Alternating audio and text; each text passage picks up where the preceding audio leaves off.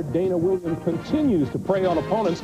He hit 25 points, grabbed 9 rebounds in Thursday night's semifinal victory. Meanwhile, sophomore Jason Cox has a school record 44 blocked shots this season. He looks to help the Aggies swat their 22nd straight foe. Then at 3 o'clock today, it's right back on the road to the Final Four with all the round ball revelry. We get you set for college basketball's regional finals. We'll talk with Coach Jim Herrick of Rhode Island and stars Andre Miller and Richard Hamilton. Then we'll go out west where Rick Majerus in Utah look for the school's first trip to the Final Four since 1966. But the Cats of Arizona are no passing fancy. They're on the prowl for a second consecutive championship. Then, in the East, Big East champ UConn aims for its first ever Final Four appearance, while the North Carolina Tar Heels target their 5th Final Four in the 90s, but their first under new coach Bill Guthrie. Joining me here in the studio, our elite analysts. It'll be Coach Dean Smith and Clark Kellogg. Let's talk about this Division II championship, Coach. Well, you know, I can hardly wait to see a young man named Dante Ross play. He leads the league in steals, assists. He shoots over 61% from the floor. Coach Bob Williams has a great club. Does the man know everything about college hoops? Yeah, he's got it all covered. UC Davis and Kentucky Wesleyan both play 9 to 10 people, but I think Kentucky Wesleyan, because they force 21 turnovers a game, they want to increase the pace of this game, and I look for the Panthers to try to play fast. All right, gentlemen, and we'll hold you to your prediction, too. Coming up, we'll take a look back at some of last night's hoop headliners when the road to the Final Four continues after this. CBS Sports' exclusive coverage of the NCAA Basketball Division II Championship game is sponsored by Isuzu, Conseco, Visa, and by Hertz.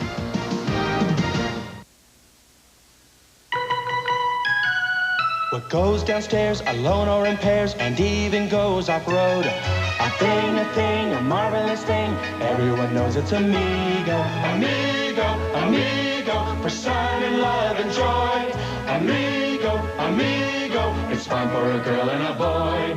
Amigo, amigo, for sun and love and joy. It's fun for a girl and a boy. Amigo, new from Isuzu, battery included. Oh, hi, honey. Am I excited about Thursday? Of course, Thursdays are anniversary. Of course I planned a trip. Yeah, we're taking the Orient Express to spot in Thailand for bird watching. Love you too. Bye. New Visa Platinum. Did you go to Thailand? With a world of purchase power for the unexpected, including that trip you never thought you'd take. This was such a surprise. Yeah. New Visa Platinum. It's everywhere you want to be. Golden Door, one of the world's most renowned spas. Here, rejuvenating treatments restore health to mind and body. And for hair, the salon at Golden Door chooses Pantene Pro V, the ultimate in provitamin therapy. Only Pro V has this patented provitamin formula that penetrates from root to tip. Even the most damaged hair seems revitalized, renewed, restored to a natural state of enhanced well-being. Pantene Pro V, for hair so healthy it shines. The Golden Door Spa agrees. Well, it seems since MCI's arrival, everyone's lives have become easier. Why, just the other day, I saw our telecom manager smile for the first time in I don't know how long. And because we've combined all our communications with MCI, we've saved the company a lot of money, making even our normally subdued CFO somewhat happier. Life is good. This May, welcome back into the family. Mario Puzo's The Last Dawn 2 coming to CBS this May.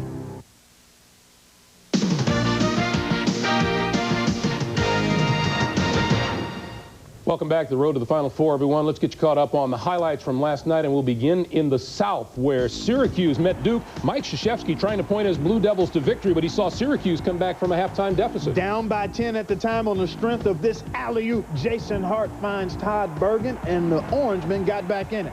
Duke senior Trajan Langdon sparking the Blue Devils here, taking the charge, and that shifted the momentum, Clark. And the freshmen were outstanding for Duke. We're going to see a couple of them hook up here. William Avery inside to Elton Brand. Strong post-up move down low. 80-67 Duke the final. UCLA, Kentucky, Baron Davis watching from the sideline with a knee injury, and senior Jeff Shepard of Kentucky, the early lead for the Wildcats.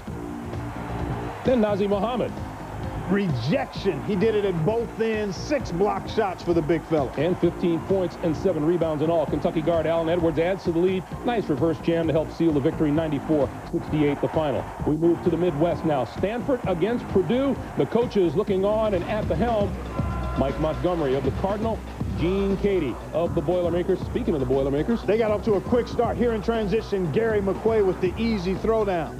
Then Stanford looking inside to Mark Matson. He had 15 points all in the first half. And then Stanford junior forward Peter Sauer, three-pointer from long range. Cardinal on a 13-2 run. Sophomore David Mosley, the three-pointer to ice the victory with about a minute to play, 67-59. And back in San Francisco, the Cardinal had their fans on their feet and cheering. Also in the Midwest, Valparaiso, Rhode Island, Cinderella against Cinderella. And they tagged Bryce Drew pretty much throughout this game, did the Rams, but he gets loose here and knocks down the three-pointer. He had a game-high 18. Rhode Island's Preston Murphy answers with a 3 out of the corner. He had 12 points on the night. But I told you last night where this game would be decided, Greg. In the paint, Reynolds Dean.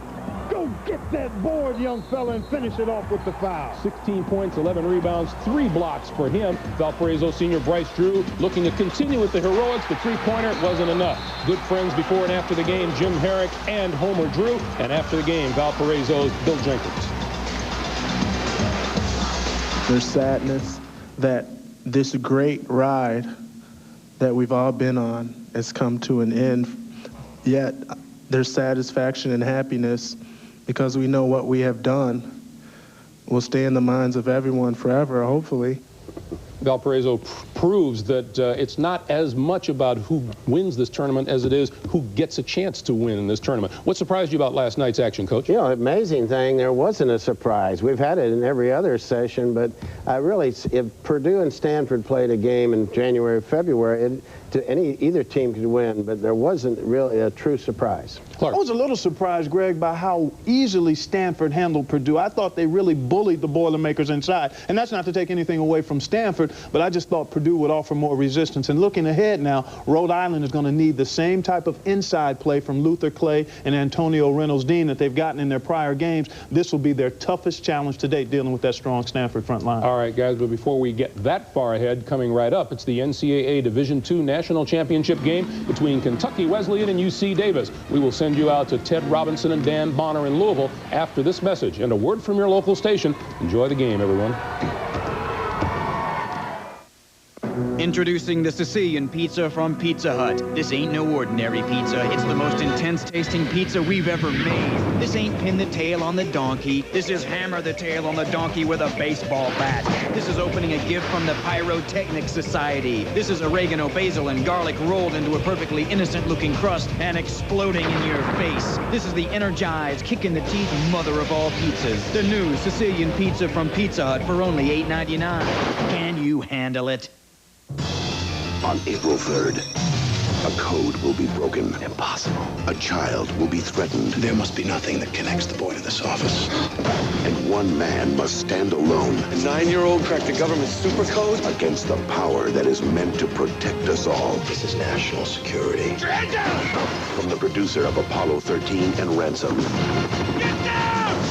Bruce Willis. No! Mercury Rising, rated R. Starts Friday, April 3rd.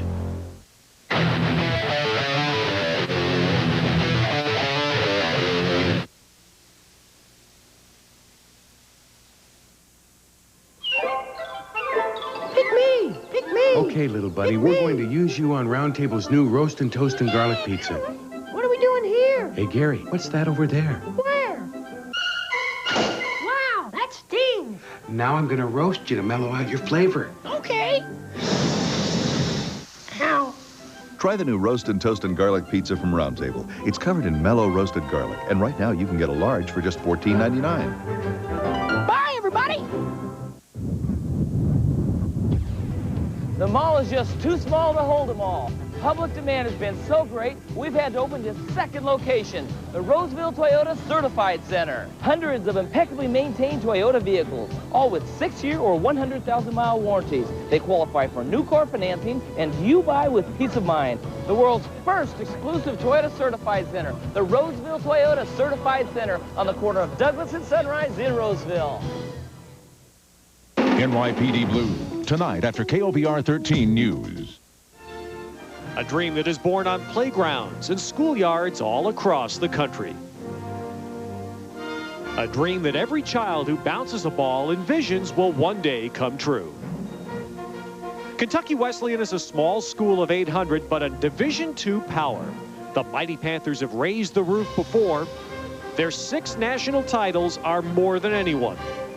A 7th would just add to their lore. UC Davis is a big state school with no athletic scholarships. In its 86-year basketball history, the Aggies have never been this close to a national championship. Today, one of these schools will live the dream shared by few. Today, one will raise its banner as 1998 national champions.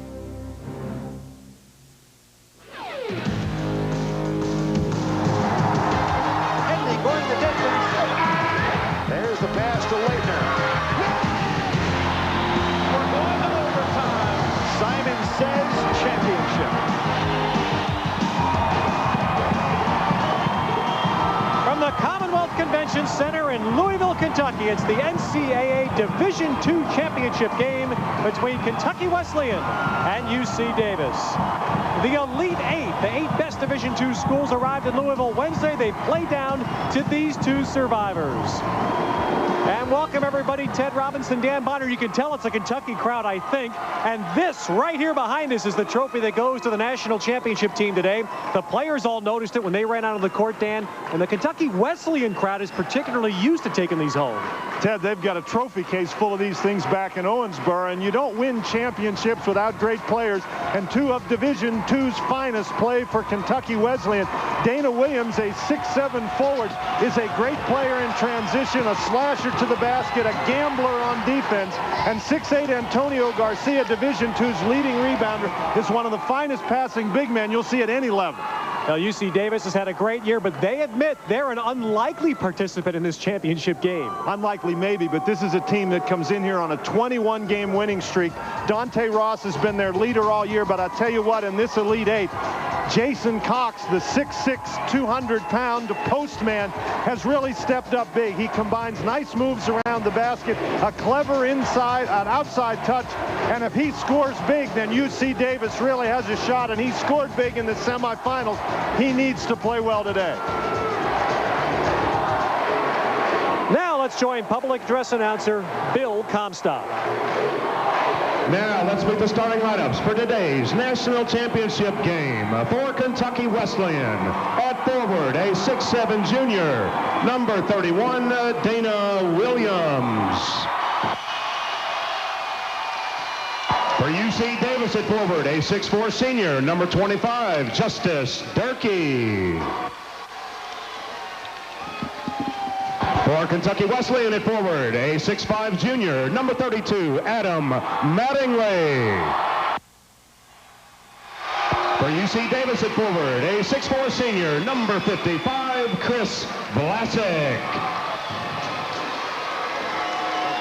For the Panthers at center, a 6'8" junior, number 13, Antonio Garcia.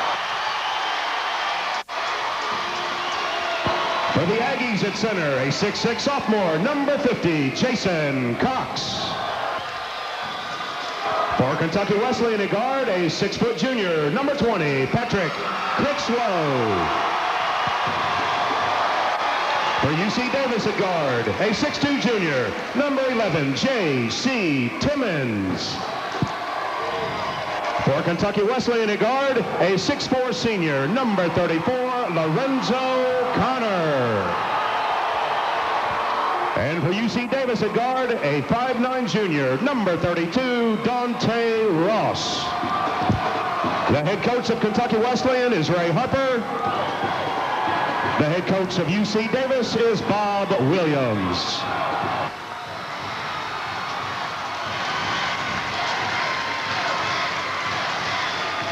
Now let's join the 3rd member of our broadcast team here, Mike Harris. Mike? All right, thanks very much, Ted. Well, in the locker room, Panthers coach Ray Harper was pretty much low-key. He told his team to go out, have fun, play hard. On the other hand, Aggies coach Bob Williams said, this is like an alley fight. If you don't come out swinging from the opening tip, you're going to lose. So put up your dukes, Ted. Kentucky Wesleyan is, well, if you got in a boat and did your Tom Sawyer impression, sailed 120 miles south on the Ohio River, you'd land in Owensboro. The school with just 800 students, but an incredible basketball tradition, 6 Division II national titles. UC Davis, well, they're the David in the basketball game, but as a school, look at the 24,000. It's a fabulous academic institution located just outside of Sacramento. But this is the greatest basketball moment they've ever had. Mike Gerentano, John Higgins, Tom Maurer are the officials. UC Davis wears the white, but this is going to be like a road game for the Aggies. It's a completely partisan Kentucky Wesleyan crowd as Davis controls the tip. And immediately an entry pass is stolen by Dana Williams of Kentucky Wesleyan. Both of these teams pride themselves on their defensive effort. They both like to get up and down the court in transition. Now a double team and Dante Ross with a steal. J.C. Timmons couldn't get it down, and Kentucky Wesleyan with a rebound. And watch this guy pass the ball. For 3, it's knocked down by Lorenzo Connor. And you mentioned Garcia, the leading rebounder in Division II, but a great passer. He leads Kentucky Wesleyan in assists from his post position. Now Jason Cox gets the nice roll on the first hoop for Davis. And we've seen Jason Cox do that here for 2 days. Man-to-man defense for UC Davis. Have to be concerned about Dana Williams inside. Here comes the double team, and that's what they're trying to do. Get the turnover or the charge out of the double team. Now Ross takes it all the way in nicely. Dante Ross. Kentucky Wesleyan really wants to run, get the ball out, and get up the court. Double team again right away on Garcia. And Kentucky, as we got a travel called on Adam Mattingly. One of the bases of the strategy for UC Davis is to double team Williams every time he gets the ball down low. They don't feel he passes well out of there. And Dante Ross is one of the best players in Division II in transition. Showed you why. Now, is that a dangerous strategy for Davis, Dan, given the fact Kentucky Wesleyan's a 40% team from the three-point line? Well, it may be a dangerous strategy, but they feel that that's a way they can create some turnovers because they don't feel that Williams passes the ball that well. They're much more worried about double-teaming Garcia down low. And it's worked already for Davis early. 3 turnovers already for Kentucky Wesleyan. Good baseline backdoor cut by Blossom.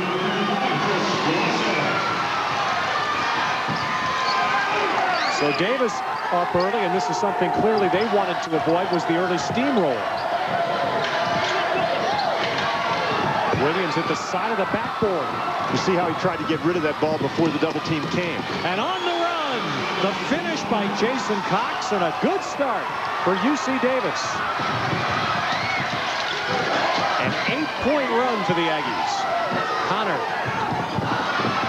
The rebound will go out off Williams of Kentucky Wesleyan. So UC Davis with the ball. UC Davis showing some tremendous ability passing the ball. The pressure defense by Kentucky Wesleyan, and Vlasic just recognizes and gets to the basket, and a good pass from Timmons. UC Davis, a football school. They have a fabulous tradition in football. In fact, they've been in the Final Four of Division II football the last few years. But this, in 86 years, their greatest basketball moment, a 30-win year. On the rake, Connor missing.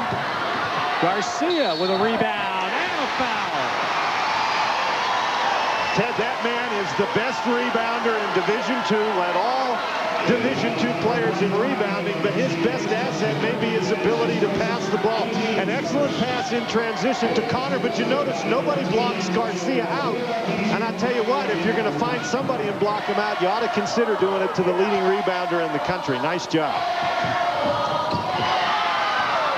Antonio Garcia. I don't know about you, Dan, but I've never heard of a player at a major level from Panama. And that's where Garcia is from, Panama City. I have a little bit of concerned today by the Kentucky Wesleyan guys because Garcia forgot his Panamanian flag back at the hotel. They had to go back and get it. Pre-game ritual in the locker room with his flag. That's off Kirchlow's foot. And we'll stay with UC Davis. UC Davis shoots the ball pretty well from the three-point line as well. They've got a couple of guys who can put it down from out there, but you noticed early they've been trying to go inside, and they've been successful thus far. Well, Durkee is their best post player. He's tied up by Critchlow of Kentucky Wesleyan, but there's what you're talking about. Durkee's their best inside threat. He's only 6'4". Of course, that's fairly typical in Division II. They don't have a lot of 6'8", 6'9" guys. You find a lot of people at 6'4", 6'5", 6'6", playing the inside positions. But he is going to give some size away in this game. Yes, he is, and he's giving it away right now. Tipped out. Here comes Ross, but he's by himself. One-on-one. Oh, Dante Ross. He was the player of the year in UC Davis's conference, the NCAA. He was also the MVP in the regional tournament, leading to the Elite Eight. And this is exactly the kind of game in which he thrives, a transition game. Oh, great baseline move by Dana Williams. Boy, UC Davis really looking to push the ball up the court to beat the Panther defense down. J.C. Timmons takes it to the baseline. Tipped out. Here comes Williams with it. But Davis back on defense. Well, you got to get back, but you got to get set to play because Williams will attack you, even if he's 1-on-4. Well, you can see Garcia from that position didn't look to shoot. He's looking only to pass. So the start, a good one for the Aggies of UC Davis.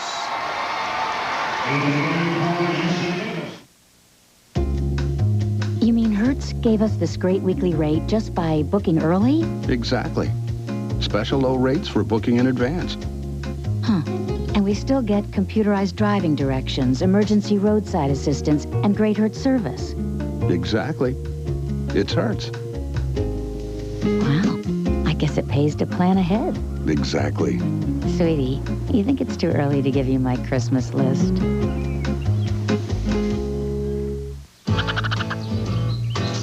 You know the saying, look before you leap? Well, it's especially true when you make financial decisions. Maybe you should be talking to Conseco. Shave it off. Just... Okay.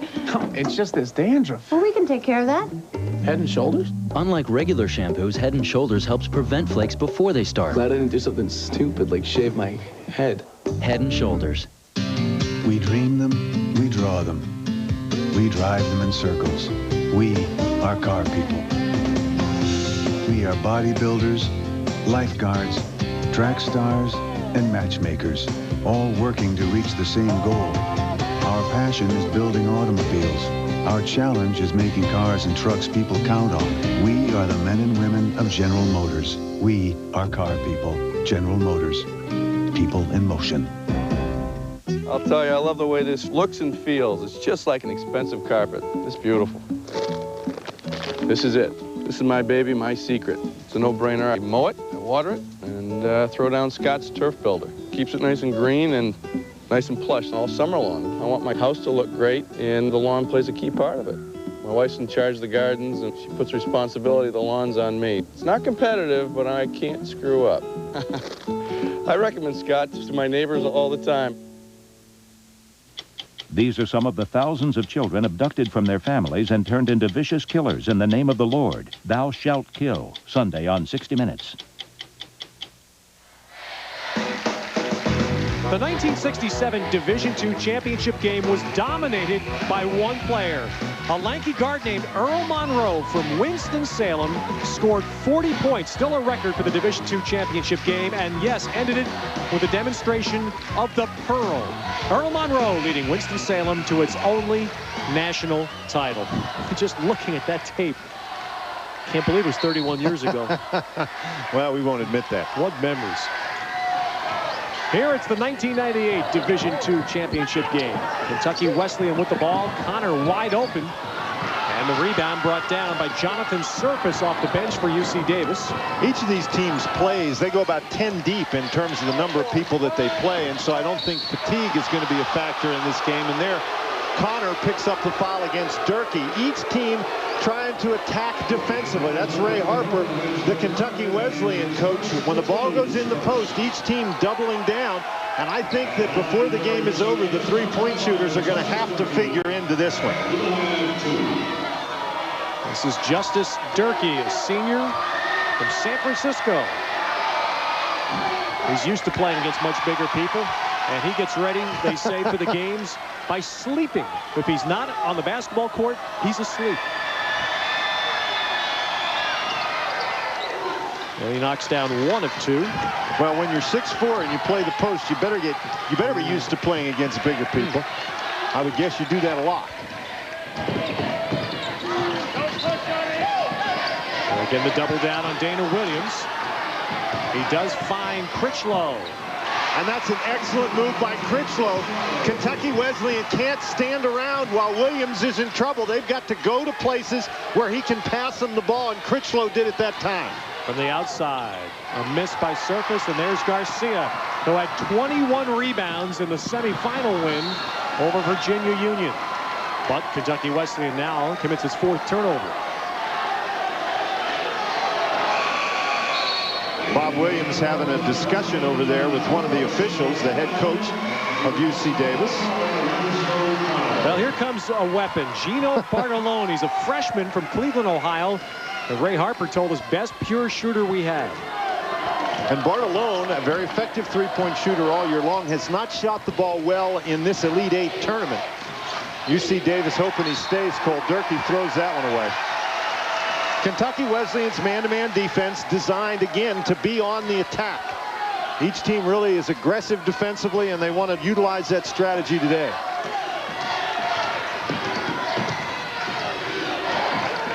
If you watch the teams, here's a good roll.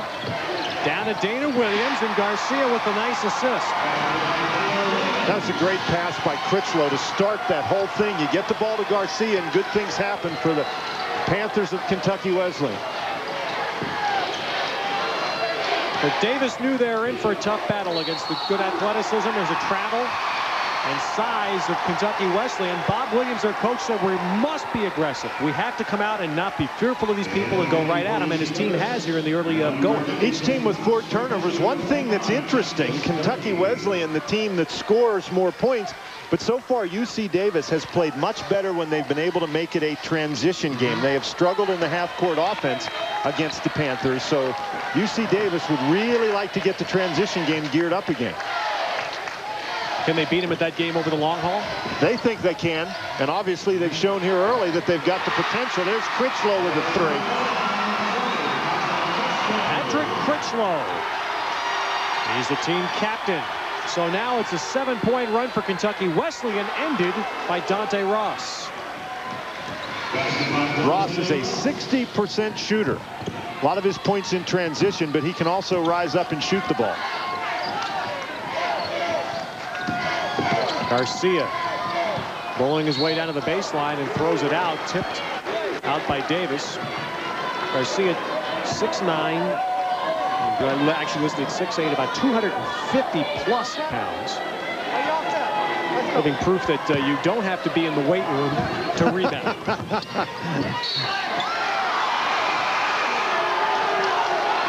Now out of bounds, it'll come back to UC Davis. Well, coming in now for UC Davis, Scott Darmstadt. He's a 6'4" freshman from Berkeley, California. So unlike what we often see perhaps in the Division I tournament, where teams tend to narrow it down to 7-8 players, both these teams do go deep in their bench. Will McDonald off the bench for Kentucky Wesleyan with a steal. Critchlow. Critchlow, the point guard. Boy, great patience inside. But Davis trying to hurry back down the floor, and the ball went right through the hands of Surface and out of bounds.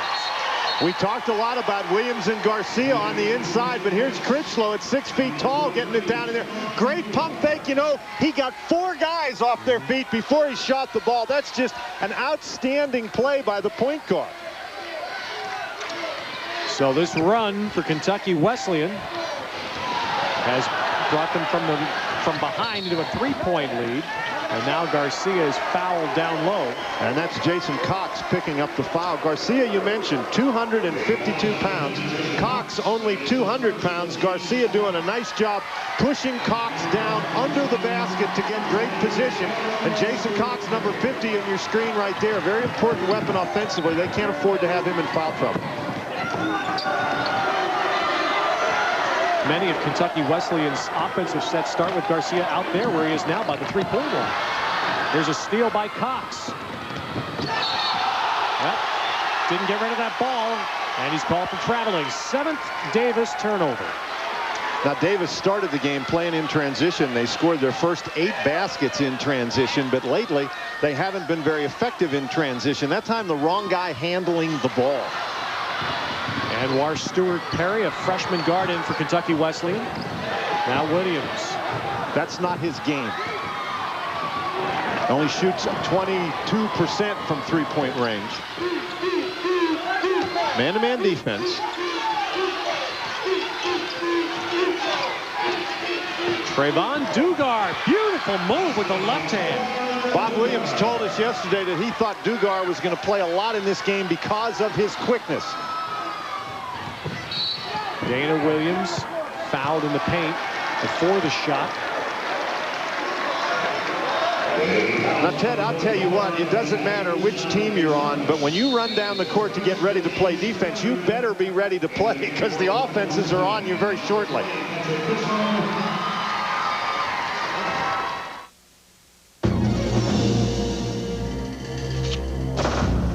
Now there's a tire that can survive even this.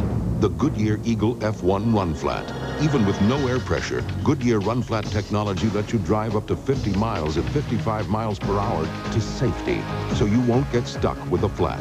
Serious technology, freedom from worry.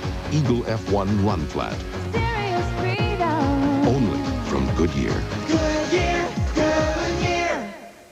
It's time to discover cars and trucks you may not have thought about before. The 1998 Oldsmobiles at Discover Days.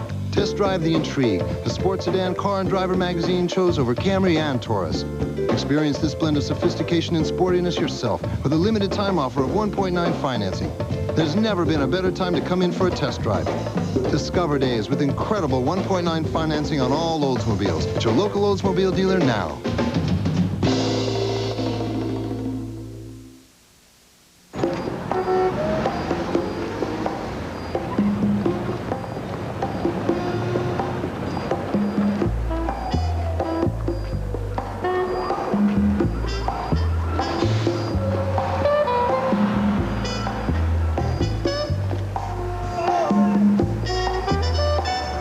The Best Western in New York City is conveniently located right in the middle of everything. Best Western, across the street from Ordinary. We've asked the coaches of champions to taste the breakfast of champions. It tastes great. I don't remember them tasting this good. Yeah, they're very crunchy. I like my cereal with a lot of milk, and these hold up great. The championship taste of Wheaties. You better eat your Wheaties. Now the fun begins.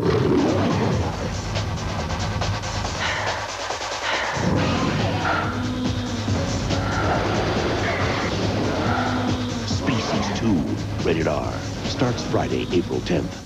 CBS Wednesday. When a U.S. attorney promises to protect a witness, she vanishes. I want my witness. David Caruso is U.S. Attorney Michael Hayes, CBS Wednesday. Kentucky Wesleyan by 1 in the Division II championship. Now let's go to Mike Harris. Well, Ted, you know, in addition to answering to their nickname, the Aggies also go by UC Davis. No periods, no hyphens. Well, there's a problem. They have periods on their uniforms. They've had it that way for about 3 years. Next season, they tell me the periods are going, so they're going to be just like CBS. No periods, no hyphens. And that's a pretty big issue in California. They are part of the UC system, of course, the same as UCLA or California Berkeley. And Davis is, I mentioned it, just a fabulous academic school. They're going to have to tell their fans because the folks with signs all have periods on it. J.C. Timmons with a rebound. Another change for UC Davis next year. For the first time, they will have some athletic scholarships. There'll be partial grants as Cox misses a three, but Timmons with the rebound for Davis. Now, that's a shot that Davis, they're going to have to make some of those. They've scored 13 of their points off transition baskets. That's a great lob pass from surface to Cox, and Cox showing you how important his offense is. But they're going to have to make some outside shots. Everything has been in transition or on the inside except for one basket. So Davis regains the lead only for a moment, though. Critchlow going one-on-one, and he has scored 9 points already, only averaging 6.5 a game. There goes the game plan when some guy like that steps up. They knew Critchlow was a great passer, a fine point guard, but they didn't expect him to score like that. Surface. Jonathan Surface. Jonathan Surface had to take a final exam yesterday morning in Coach Bob Williams' hotel suite. Davis in the middle of their finals. There's Williams getting the turnaround, his third basket. And you can see how important it is that UC Davis get down and double team him. Now Dugar fouled on his way to the hole. Now, interestingly, even though Kentucky Wesleyan is the taller team, UC Davis so far doing a great job inside. The perfect alley-oop pass to Cox. Williams simply not close enough to bother the play. This young man we mentioned scored 27 points in Thursday night's semifinal win. I'm guessing that's a play Kentucky Wesleyan didn't expect to see from Davis. Trayvon Dugar is a senior guard. He's coming in for Davis now. J.P. Berger for the first time, replacing Timmons. You know, you talk about their academic standing. Berger is a guy, the day his major is landscape architecture, and the day of their regional championship game, he had to take a test, which was redoing some guy's backyard. Getting ready for a regional final championship game by doing rock gardens. Wonder how it worked out. Well, Davis won. Of course, they come out of the region that has sent a powerhouse from the West Coast, Cal State Bakersfield. They've won 3 of the last 5 championships. But they didn't get out. Davis was the one that got out this year. In the battle for the ball, it's held, and possession will come back to Davis. CBS Sports Line, the best place to follow all the college basketball tournament action, real-time scores, game previews and analysis, exclusive columns, and more. Keyword CBS Sports Line on America Online. The Division II championship game, UC Davis. The first time they've ever made it this far in the national championship race. And they lead by a point as Berger, the senior, follows. Boy, nobody blocked Berger out. He was all alone going in there. That's out off Garcia. Garcia looked like he had his vision impaired by that pass and hit him in the face and went out of bounds. He was looking down the court to see what he was going to do after he caught the ball, and that's always a dangerous thing. UC Davis, 10 for 16 from the field, shooting very well early. Well, Bob Williams, their head coach, drew the comparison with us yesterday, said we're a little bit like Princeton being in the national championship game. We have to execute everything we do perfectly. We have to shoot well to be able to compete with a team like Kentucky Wesleyan. Cox down low. Oh, what a pass! Great pass. Durkee with the finish. That's your post guy dribbling behind his back and making a great pass, and there Adam Mattingly drops it out of bounds. Jason Cox, we talked about his play in the post. 6'6", 200 pounds, dribbles behind his back, picks up the ball. What great vision, finding Durkee on the inside. What a pass. They're going to have a hard time convincing him to post up now. He likes it out there too much. There he goes with the block. Oh! Davis with a run, and Ray Harper wants to stop it on the Kentucky Wesleyan bench. An 8-point run for UC Davis, and they have their largest lead. Well, this just starts a great college basketball day on CBS. Later today, the round of 8, Arizona and Utah will meet for the West Regional Championship at 3:40 Eastern Time. And then North Carolina and UConn. And UConn survived an incredible scare from Washington on Richard Hamilton's buzzer beater. And Michael Doliak and Mike Bibby, Utah, Arizona, maybe inside versus outside. Kentucky Wesleyan trying to deny on the defensive end, and so far UC Davis doing a great job taking advantage, going back door. Cox with his second lob of the game. And now Critchlow brings it up. Kentucky Wesleyan off the 20. It's it down low where again Davis doubles up. And the rebound loose. Garcia with a tip, but Durkee runs it down for Davis. And then a foul against Mattingly of Kentucky Wesleyan. And that's a little bit of frustration right there. You know, it's a great thing for Kentucky Wesleyan that Critchlow is doing such a nice job scoring, but Critchlow only averages 6 points a game. They don't want to rely upon him to do their scoring. The UC Davis defense thus far taking Williams and Garcia very effectively out of the game. Pressure, but the ball saved by UC Davis.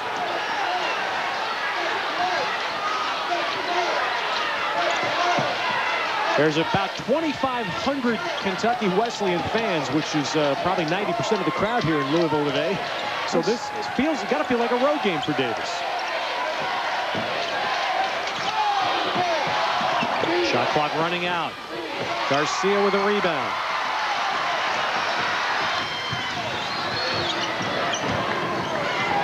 Now in the half court, Kentucky Wesleyan really needs to be a little more patient. Williams operating down low. Off balance, but he drew a foul. He was out of control with his move, but collided with Jason Cox. And Cox picks up a second foul. And that's really a problem for UC Davis with the second foul on Jason Cox. Cox has been extremely effective on the offensive end for Davis, scoring 8 points. But see, that's the kind of problems that a guy like Williams is going to create, Ted. He's so active down on the inside, he's going to try to make a play.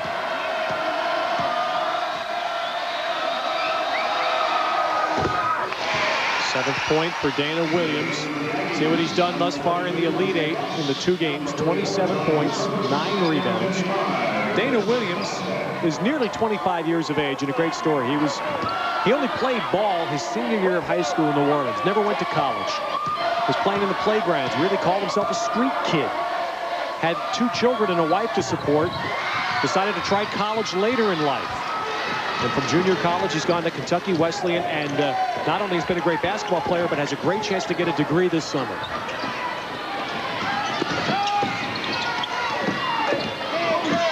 Open shooter for 3. It's Berger, the first 3 of the game for Davis. Boy, and Davis is playing extremely well offensively.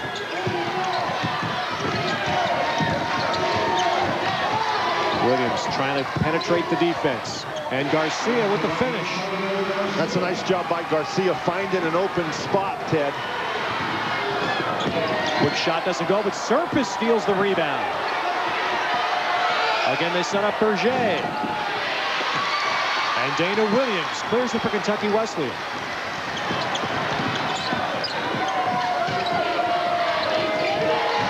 UC Davis by 7. And that's the shot they want to force from Williams. They don't want him going to the basket. With Ross flying up the floor. Another 3. And Berger, well, he's not afraid to shoot it, is he? No, heck, he made one, then he missed one, and he thought, well, we'll go for the rubber match right here and see if we can get it. Well, there's another man off the bench, a senior, averaging just 6 a game, and he's quickly scored 8 for Davis. And Connor answers for Wesleyan. Connor has hit some big 3-point baskets in this tournament. Right back, though. Davis runs the floor and gets Surface for 2. Surface at 6'8", the tallest guy for UC Davis, and he's really almost a perimeter player. He runs the floor so well. Do you think Kentucky Wesleyan surprised by Davis running with him? I think they are. I don't think many people try to run against Kentucky Wesleyan. Here comes Dante Ross, again pushing it. Berger. Baseline collision, no call. UC Davis by 9 with the ball. Man-to-man defense for Kentucky Wesleyan. Oh, that's a real break for Kentucky Wesleyan because Durkee was trying to throw the backdoor pass. Ross had fallen down, but Garcia kicked the ball. So it'll be Davis ball when we come back. A tradition unlike any other. The Masters on CBS. It's time to discover cars and trucks you may not have thought about before. The 1998 Oldsmobiles at Discover Days. Test drive the intrigue. The sports sedan car and driver magazine chose over Camry and Taurus. Experience this blend of sophistication and sportiness yourself with a limited time offer of 1.9 financing. There's never been a better time to come in for a test drive. Discover Days with incredible 1.9 financing on all Oldsmobiles. At your local Oldsmobile dealer now.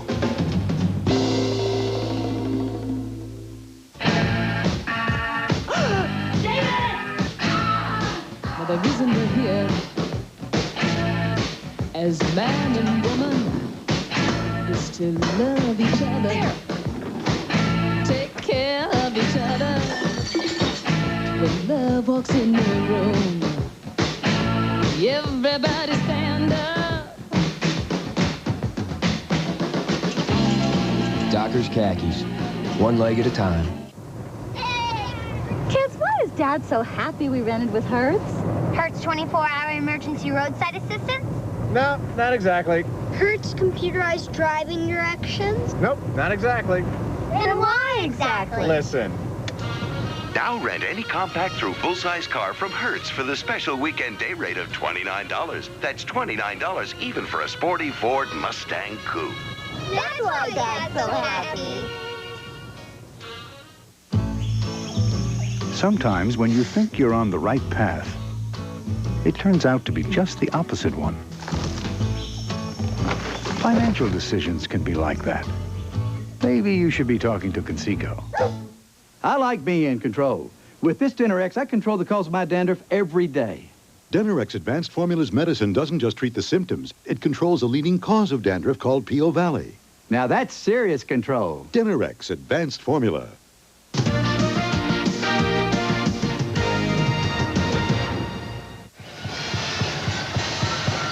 Our game summary, UC Davis, great shooting, a lot of fast break points. Dan Bonner, yesterday we watched Bob Williams, the Davis coach, talk to his team and really challenge them. Be bold. Run, run, run. And they've done it in this first half. Boy, they sure have. You can see 35 of the 61 points in this game have been fast break points. So I guess you could say this is a transition game. And that's what Bob Williams wanted. He told his guys yesterday, he said, hey, we've wanted somebody to run with us all year. Well, these guys will. Let's go out and run. Bob Williams has done a magnificent job at UC Davis. They've had only one 20-win season in their history when he took over. He's led them to 5. And now J.C. Timmons with a putback, and Davis has an 11-point lead.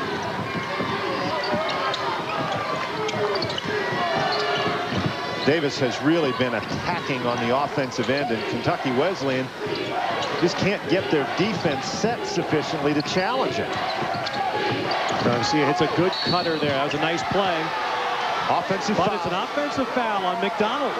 When Jason Cox went out of the game with 2 fouls and Surface came in, you wondered whether UC Davis was going to be able to continue their run, but Jonathan Surface has done a nice job on the offensive end, now makes a great play defensively.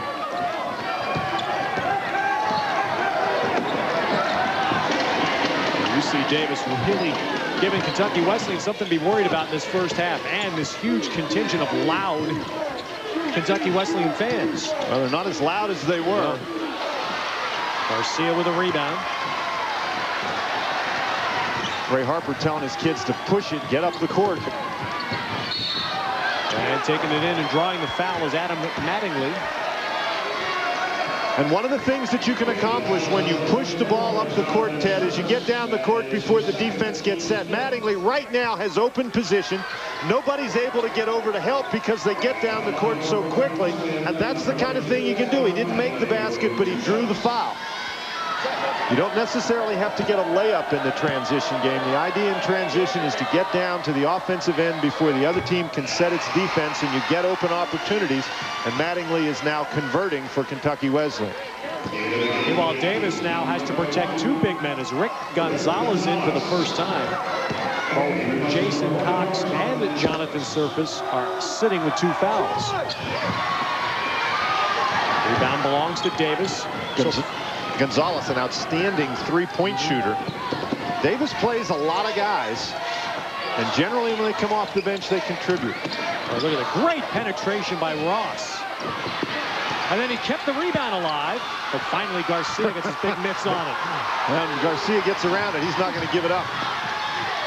And finally, it's out of bounds. Let's see. We have a foul, and it's going to be on Ross of Davis. Dante Ross didn't mean to do it. That vision of chasing down Garcia in the open court was just too enticing. Well, he actually hit the ball, but it went right to Jeff Croman, and Dante Ross couldn't stop. Like running a stop sign over there. Smashed him broadside, picked up a foul. Man-to-man defense for UC Davis. And Kentucky Wesleyan has Jeff Croman in the game for the first time with the ball in his hand. There's the double team right away. In fact, it's a triple team. And Critchlow hits the shot. 11 points for Critchlow in the first half. That's a great job to step into the open area. Now against the pressure, Durkee fouled by Kentucky Wesleyan's Croman. Only the 15th foul. Kentucky Wesleyan really likes to run its offense through Antonio Garcia. He's got 2 guys on him. Now Timmons turns around, so somebody's got to be open. And the open guy is Critchlow at the free throw line. What great vision by Garcia. Excellent pass. Timeout on the court.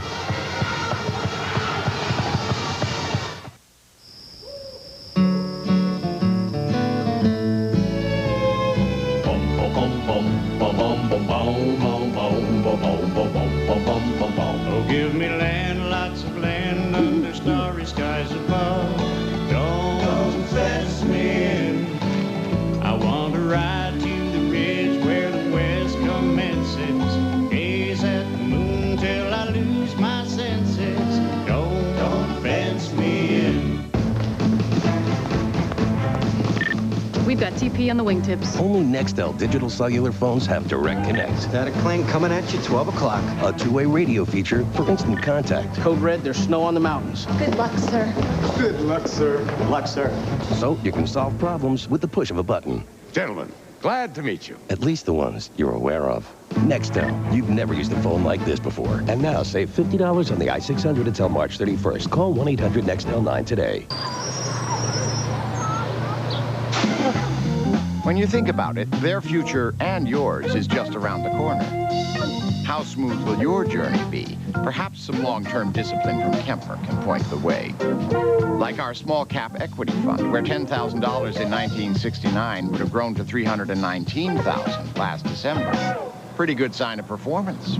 Ask your advisor about the thinking behind every Kemper fund. Long-term investing in a short-term world.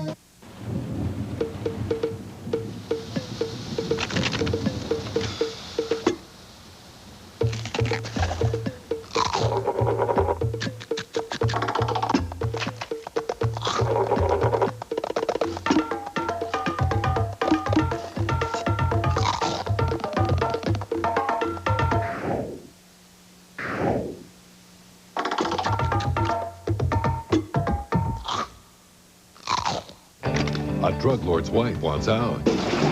How will Chuck Norris protect her life? He's not going to kill anyone. All new Walker, CBS tonight. The Microsoft Data Bank. And as we check, we see the great heritage of Kentucky Wesleyan basketball. Look at that, 74 wins in Division II tournaments. More than the combined total of 3 powerhouses. Ray Harper, the coach, has spent 15 years at Kentucky Wesleyan as a player, as a longtime assistant. His second year as a head coach, and his mandate was pretty simple. Get Kentucky Wesleyan back to this level. Folks all over here holding signs that say KWC, and around Kentucky Wesleyan, they feel that that means Kentucky wins championships. The last one they won was 1990, and that's... in a lot of ways, they're kind of like a UCLA of Division II. They expect to be here just about every year.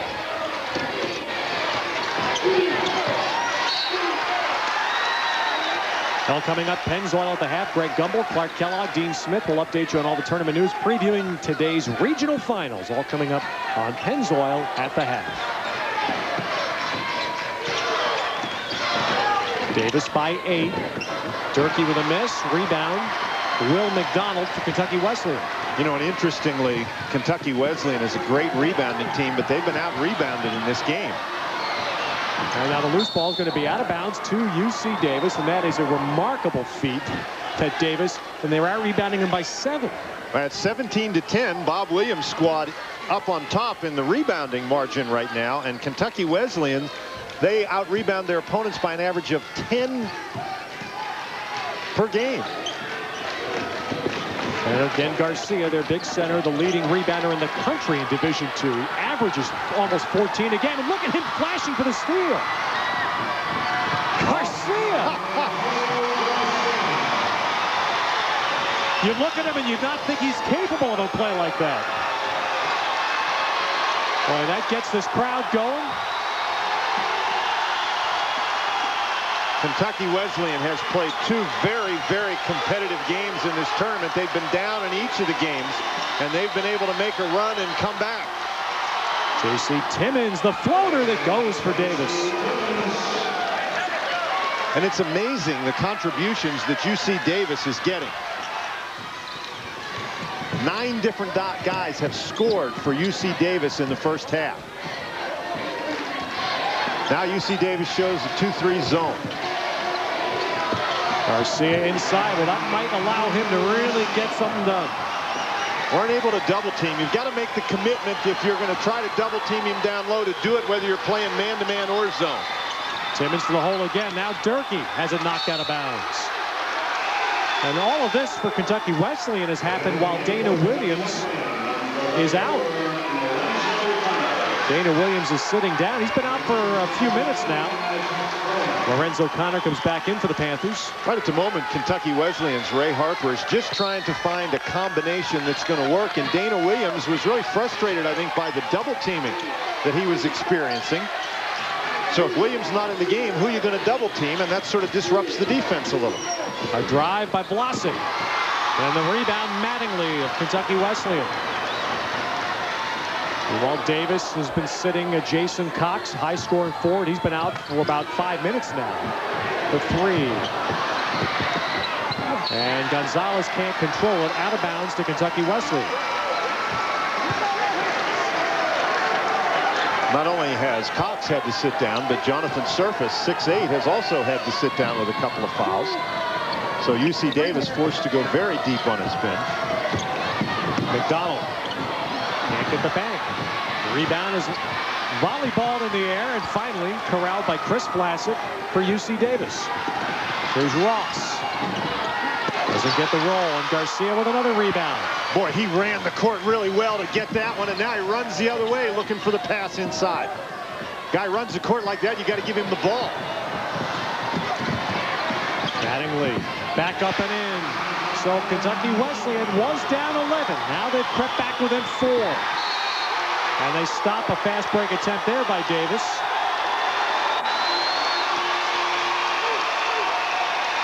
Oh, a 9-2 run for the Panthers. And now both teams bring back big hitters. Dana Williams comes back in for Kentucky Wesleyan, and Jason Cox back for Davis. Cox has those 2 personal fouls, so this is a bit of a gamble by UC Davis coach Bob Williams. But he knows that they need some offense right now, and Cox can provide that. So the last minute of the first half. Backdoor cut. Timmons blocked by Dana Williams, but a foul. The backdoor play is a play that UC Davis has worked to perfection today. The fake by Blassick. Timmons going to the basket, and Williams picks up the foul because he swings his arm. He just keeps that arm set up on top. If it just blocks the ball with his wrist, then he doesn't draw the foul. But when he drops that arm, that looks like a foul, so the official calls a foul. Kentucky Wesleyan faithful a little upset with that call. 46 seconds and a half, and Timmons at the line. This guy's a classic. You've got to love a guy who, it says in the media guide, that before every game he prepares for a game by watching the movie Caddyshack. Every game. Well, he's got good taste. And I guarantee you, before today's game, he probably watched the scene where Bill Murray talks about Cinderella's story, huh? About 50 times, because that's what Davis is trying to be.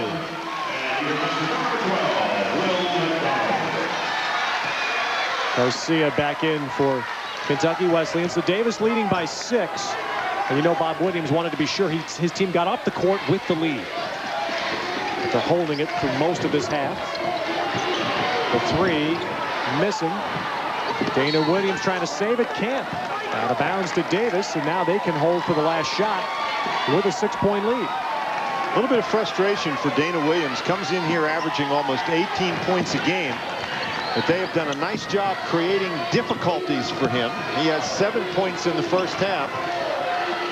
But he's not been able to play his normal game. Double teaming and the pressure have gotten to him a little bit. Now Ross handling. Setting up Bloss, a quick shot off the baseline. Maybe a little quicker, but Davis gets it back. Ross hits it. Still time for Wesleyan. Quick outlet to Mattingly. Lost it out of bounds. So Davis has an 8-point lead and the ball. Chance for a long pass and a prayer if they choose. Boy, Kentucky Wesleyan, what a run they made to get right back in it. And then 2 big baskets here. Momentum back in favor of Davis. And so Dante Ross launches one of the banners. Right into the championship banners. I guess, are they in play? We have to check the ground rules on that. Well, it is halftime, and I think it's, well, a definite surprise here. UC Davis leading Kentucky Wesleyan by 8. Let's go to Mike Harris. All right, Coach. Problem is you have a lead, but how concerned were you with the way you ended the half? A little sloppy. Yeah, we were a little sloppy, but we also protected guys with 2 fouls. So I feel very comfortable. We're going in at halftime. Nobody in foul trouble.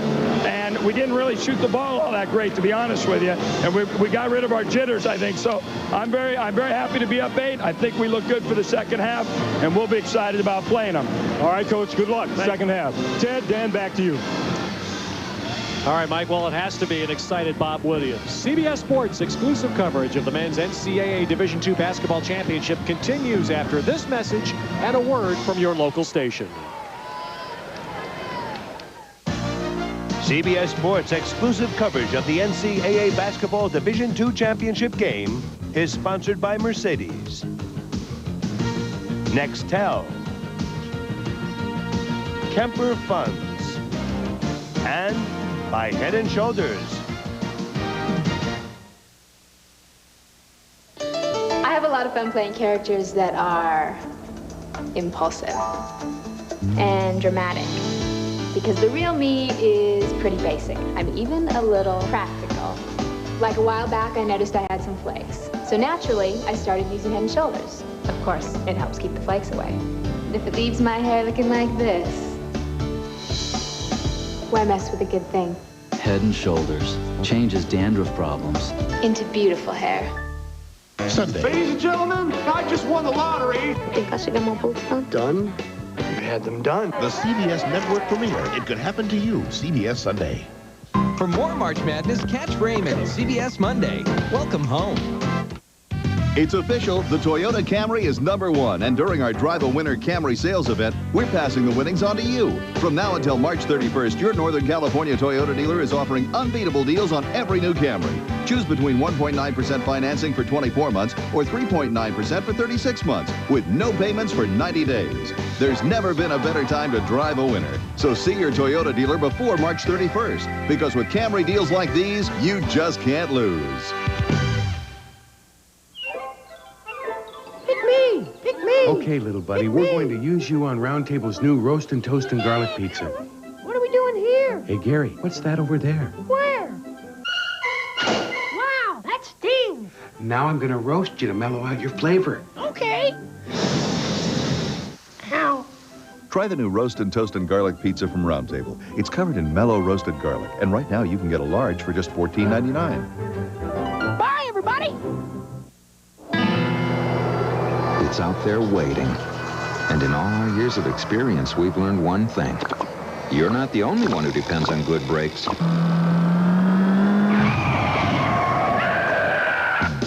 With our upfront pricing policy at Midas, you only pay for the brake repairs you approve. To cope with El Nino, your local Midas shop recommends you ride out the storm safely. So come into our participating Midas and get 50% off regularly priced brake pads and shoes.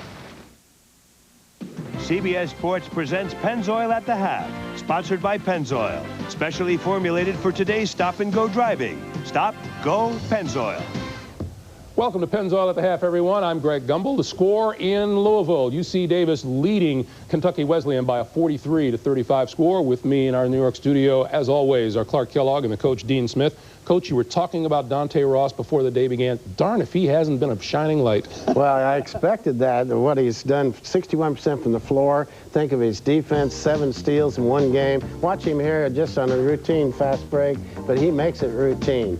Coming down the next one, he gets that excellent pass. Could have been a bounce pass, but he was correct in that situation. Now watch this move. It shows why he's a Division I player, I think, even at the top level. 8 points and 4 assists and 1 steal. He sounds like he's on the recruiting trail again. Well, he's always, coach, you notice that that pass led to a basket. He said it could have been a bounce pass. Nonetheless, Kentucky Wesleyan comes in with a relatively strong bench. They've been outscored 16-0, and they've also been out-rebounded, and they haven't forced the turnovers like they do. They've got to get on their game in the second half. Kentucky Wesleyan looking for a 7th NCAA Division II championship in its history. They trail at halftime. Coming up at 3 o'clock here on CBS, it's the Road to the Final Four show. We will chat with Rhode Island head coach Jim Herrick, and we'll visit with Utah's Andre Miller and the man they're buzzing about in Connecticut, Richard Rip Hamilton. Then at 3:40, we tip off the West Regional Final, 3rd seed Utah and top seed Arizona. And for more on that matchup, let's go out to Gus Johnson in Anaheim.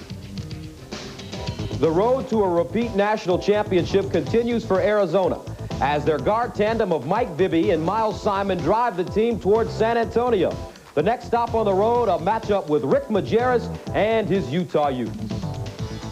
Hello, everybody. I'm Gus Johnson along with John Sunvold. Arizona and Utah, what a great contrast in style. The speed and quickness of Arizona, the size, the height, the power of Utah. For Utah, you can't talk about the Utes without mentioning their 6'11" senior Michael Doliak, as we saw against West Virginia. He's got great hands and great touch. And thing about it, Gus, great hands, great touch, good free throw shooter. But his teammates have to make shots so Michael can get onto his game. As for Arizona, everybody talks about Simon and Bibby. However, they can beat you from top to bottom. Top to bottom, great teams are always unselfish. 5 starters the other night, all in double figures. Bibby the first half, and then Simon and Dickerson. It doesn't matter which one will beat you. So it's Arizona and Utah as the Wildcats try to become the first team since Duke in 1991 and 92 to repeat as national champions. Standing in their way, Rick Majerus' Utah Utes out west.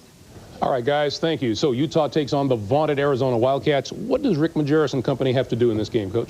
Greg, they have to play with Rick Majerus basketball, which is really solid, but still maybe a little more ball control when they move without the ball. And, of course, Lute Olson, the coach he is, will be able to try to speed the tempo. I think another factor for Utah is that they've got to do a good job containing the dribbling. You've got to pick your poison. Do you play up on those strong perimeter guys so they don't shoot the 3, or do you back off so they don't go around you? All right, guys, later today at 6 o'clock Eastern Time, we tip off the East Regional Final between 2nd seed UConn and number 1 North Carolina. Andrea Joyce has more on that contest from Greensboro, North Carolina. 10 seconds remaining. Elamine off to Bosco. He was flushed. The shot wouldn't drop.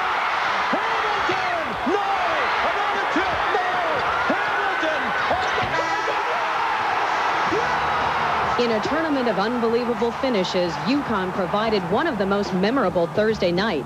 As the Huskies savor the moment, they also prepare for top-ranked North Carolina and hope the best is yet to come. We still got a lot to prove, and we still didn't do a lot of things that really got us here, and we feel as though the only opportunity that we can do that is play another game. Physically, the Huskies must get back on their feet. Kevin Freeman, Khalid El-Amin, and Richard Hamilton, all hit by a flu bug, are expected to play. And Coach Jim Calhoun believes they can survive and advance.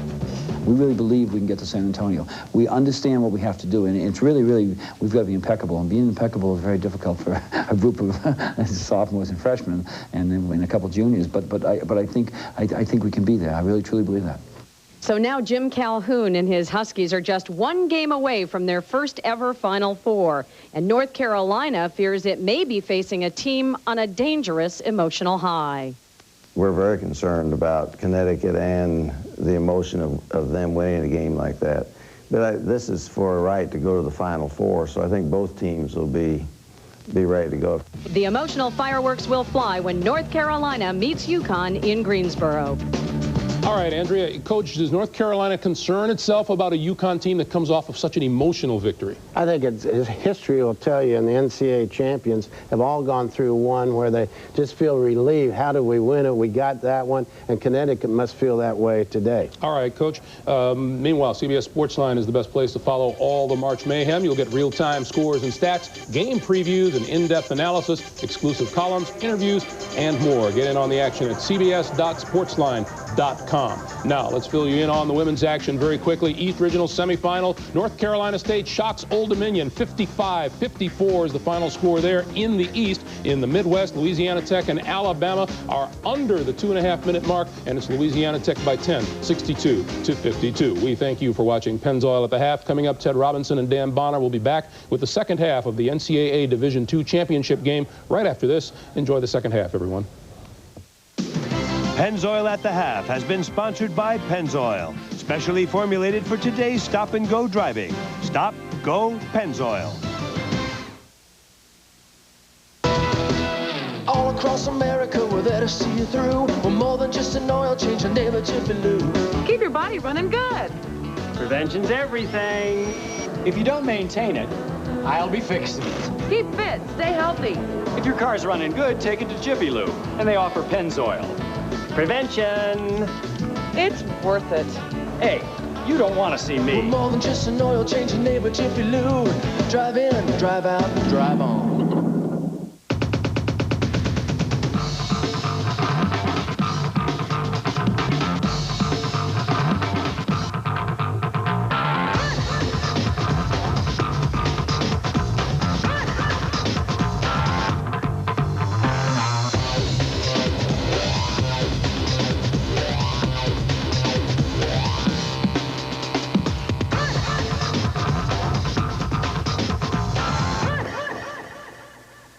Hi, I'm Jacques Vaughn. Please listen to what I'm about to say because it's important to you and to your team. The NCAA prohibits sports betting to protect the integrity of the sport, but most of all, to protect your safety. Don't bet on your team or any other team, college or pro for that matter. If you're thinking about becoming involved in sports betting, don't do it, because if you think the problem would disappear, don't bet on it. I take the position as being a role model very seriously, and I look forward to it every day. It's a challenge, and I like that challenge, and I accept it. When we choose to be an athlete, we choose to be a good role model. I think the two go hand in hand. And with the accolade, with the respect, and with the honor, and with the prestige that comes with being an athlete, there's also responsibility. I think that it's a fair exchange. Today's college student athletes face unparalleled pressures. The NCAA and its members provide the tools to help student athletes meet the challenges of life beyond the playing field through the CHAMPS Life Skills Program. This program seeks to assure student athletes of success academically, athletically, and emotionally. The CHAMPS Life Skills Program, preparing the whole person. This message provided by the NCAA. March Mayhem. For real-time scores, sortable stats, game analysis, and all the latest news, click on March Mayhem at cbs.sportsline.com.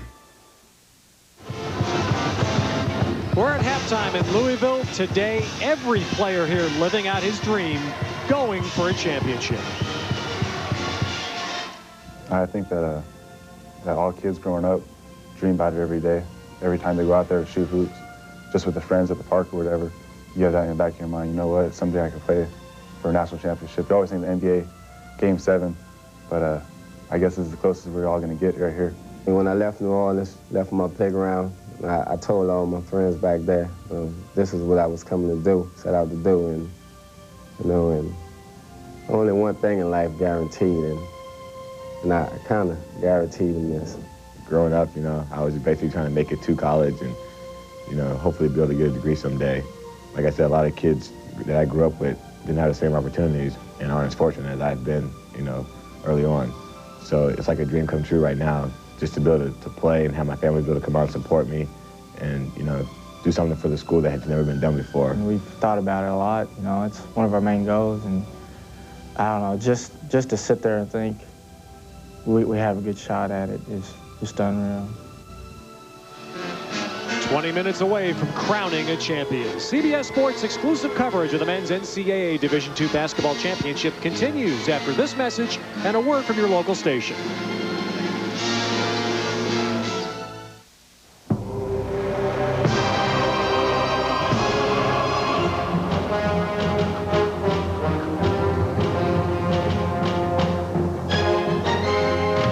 It is a test, not just of strength, but of the power of the mind.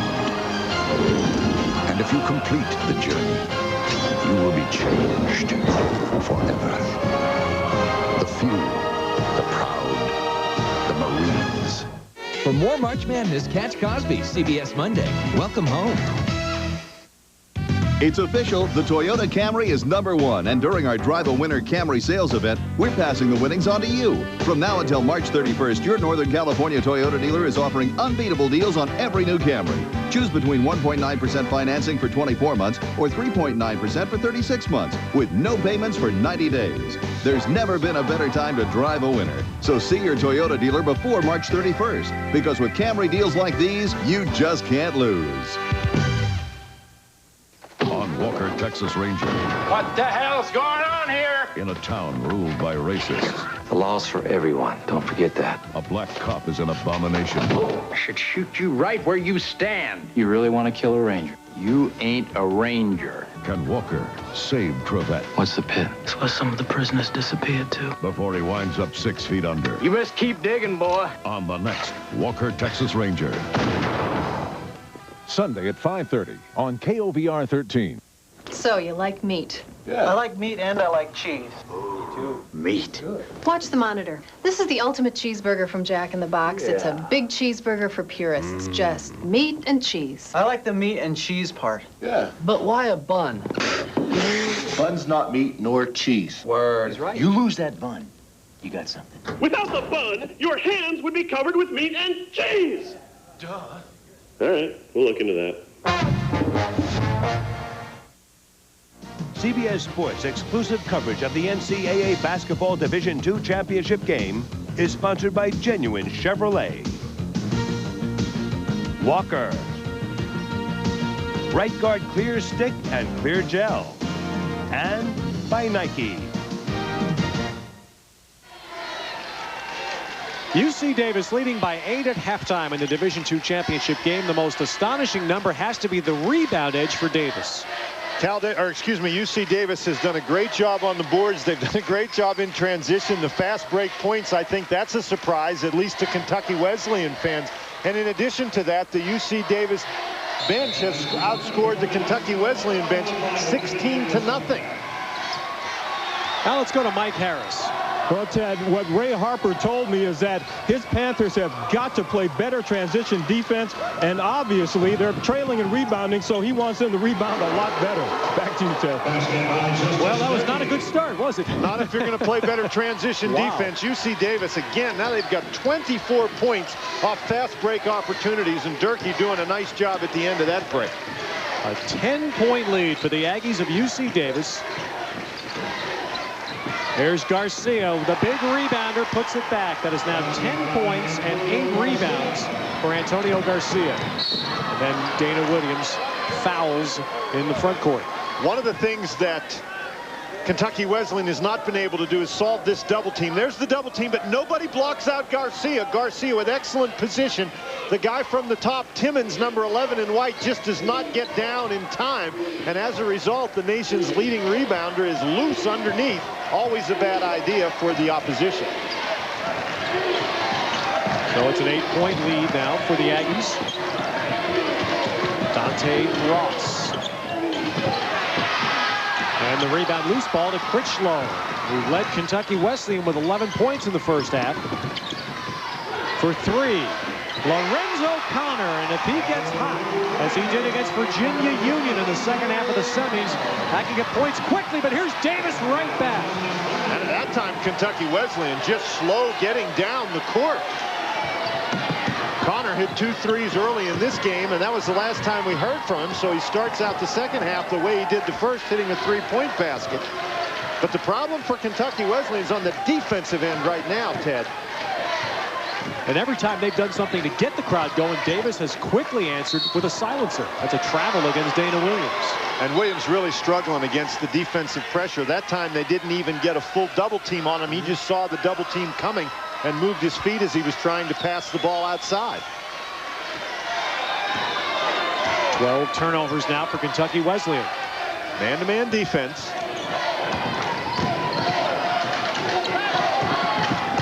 Durkee. The kick out, Timmons.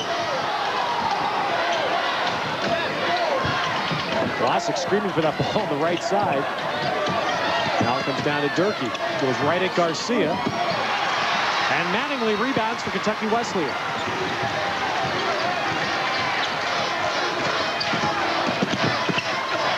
Critchlow. And a strong defensive board for Jason Cox. That time he got himself trapped inside, Ted. That was not a good play. Ross. Oh, there's a great one, though. Wow. Boy, what a move by Ross. I think he was surprised that no one ever stepped up to stop him. Bob Williams told us that Dante Ross is just outstanding in transition. I think they thought he was going to stop that spin move right there. Garcia slaps at the ball. Everybody standing flat-footed. What a spin move by Ross. Mattingly reaches in, and Garcia reaches in. Garcia gets the foul, but an outstanding move by Dante Ross. Will McDonald back in for Kentucky Wesleyan. And Dante Ross from Oakland, California. Went to high school in Boston, in the Boston area, where his dad lived. But came back to Northern California to be close to his mom to go to college. Ted, one thing you saw there, 11.9 per game leads the team in scoring. A very balanced, very deep Davis team when it comes to putting points on the board. And they were balanced in the first half, not just in points, but in attempts to spread the shots around. Williams in the lane. That's 9 points now for the leading scorer for Kentucky Wesleyan. Here's Ross back. The kick out to Timmons, but it's too late. Wipe it out, I think. No basket. No basket, and they're going to call a foul on Ross, a charging foul. What's the old Gomer Pyle dear? Fool me once, shame on me. Fool me, shame on you. Fool me twice, shame on me. That time, great defensive job. They were waiting for him. They were looking for that spin move, set their feet, bang, they draw the charge. So 2 fouls on Dante Ross, and now it's Davis setting up some pressure. Generally, if you're a guard in transition and you take the ball that deep, you better shoot it, because they're going to be waiting for you to kick it back out, and they're going to get the charge.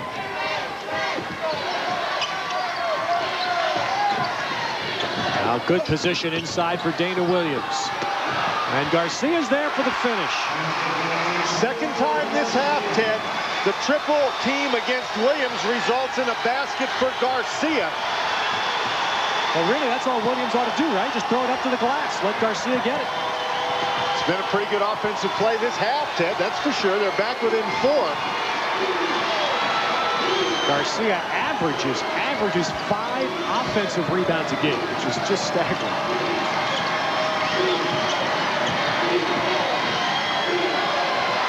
Vlasic. The shot was partially blocked. So Davis gets another shot here. That's a funny shot by Vlasic. He sort of shoots it from down around his chin. Ross took it in, pulled up short. So now Kentucky Wesleyan's starting to get a run going.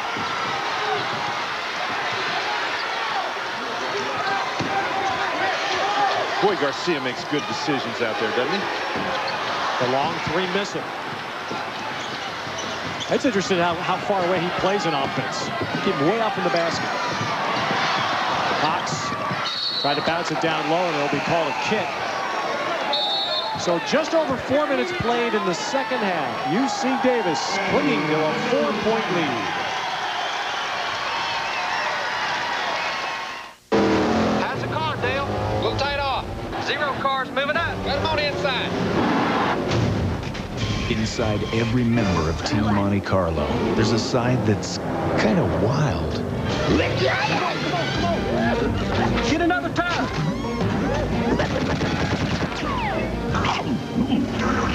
Team Monte Carlo. Animal. This year, they're hungrier than ever. It was a radical plan to create a quiet muffler that could also help make your engine more efficient. Introducing the new Walker Quiet Flow muffler. With exclusive sound-absorbing fiber and a free-flow design, Quiet Flow offers a combination of quiet and efficiency no other muffler can match. If your muffler can't do all this, isn't it time you woke up? The new Quiet Flow muffler only from Walker. Run quiet, run better. When one is competing for the eye of the judges, one must keep a firm leash on odor and perspiration. Thus, right guard, clear stick or clear gel. Powerful protection that glides on clear to make sure odor and wetness obey. Okay, boys, we're on. Blue 22, 64, 38, heel. Right guard, clear stick or clear gel. Anything less would be uncivilized. The worst was I'd be at a party and someone would light up a cigarette and that cigarette would look like filet mignon to me. My mouth would practically water.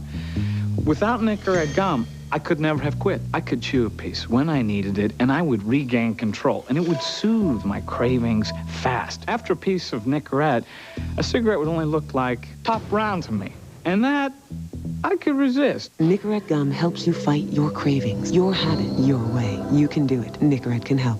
Monday on Dave. You can see I got my hands full here. Samuel L. Jackson, Linda Ronstadt, and Jennifer Jason Lee. I'm one busy SOB, ain't I? Monday on Dave.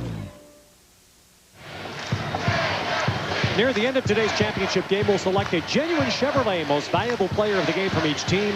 To date, Chevrolet has contributed over $6.5 million to the scholarship funds of America's colleges and universities. And UC Davis leading by 4 here in the Division II championship game, which just starts your basketball day on CBS. Coming up the road to the Final Four show, Lute Olson, Rick Majerus, Jim Herrick will all be talked with Greg Gumbel, Clark Kellogg, and Dean Smith. Then it's Utah and Arizona for the West Region title at 3:40. North Carolina and UConn at 6 o'clock Eastern for the East Regional Championship. UC Davis in white. The ball and a 4-point lead.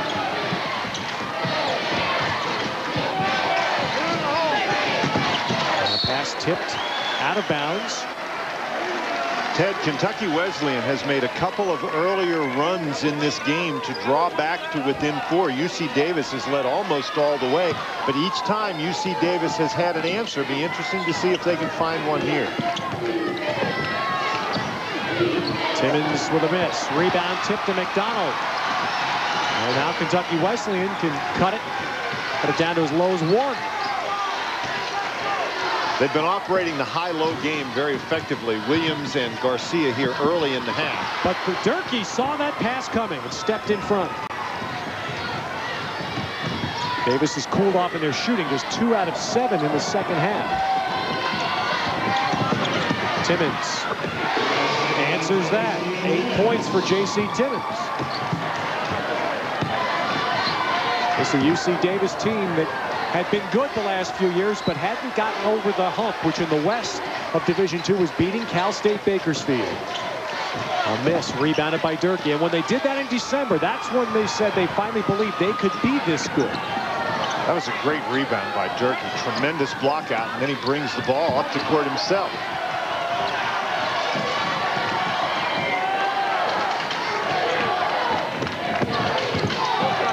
Classic. There's that shot again. This time he knocks it down. We talked about an answer. Kentucky Wesleyan was within 4. Now it's a 9-point game again.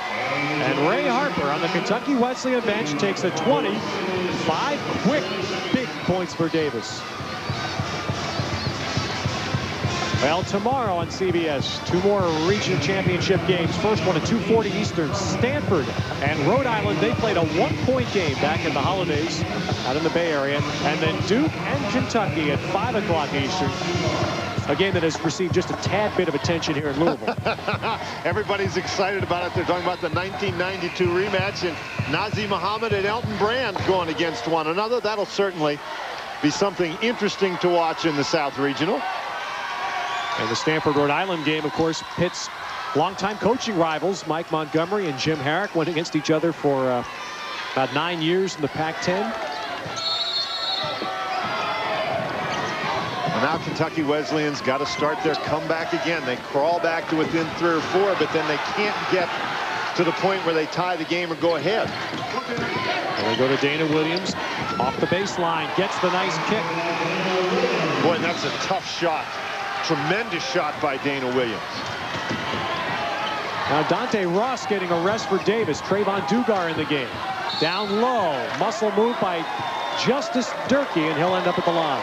Kentucky Wesleyan's going to come back and win this game. They're going to need offensive plays from Dana Williams on the inside. A great move by Williams to get himself enough room to shoot that ball. He's going to turn, make the pivot. Cox steps back. Williams then steps back on the jump shot, and as a result has enough room to get it in the basket. Durkee missing one is now Jonathan Surface. Replaces Jason Cox. So Durkee, who's been the man holding down the middle for Davis, 6 rebounds. But he misses 2 foul shots. Durkee only a 65% free throw shooter, Ted, on a team that shoots 73%. That's going to give Kentucky Wesleyan something to pay attention to later in the game. Now, you don't want to try to come back in the game against UC Davis by fouling. But he'll be the guy that they would try to foul. Tip pass. McDonald pulls it down and gets 2. You know, Ted, those are the first points off the bench today for Kentucky Wesleyan. And Trayvon Dugar in the game for Davis. Darmstadt didn't shoot it. Now he will shoot it. Slapped up, slapped out of bounds, and it'll come back into Kentucky Wesleyan.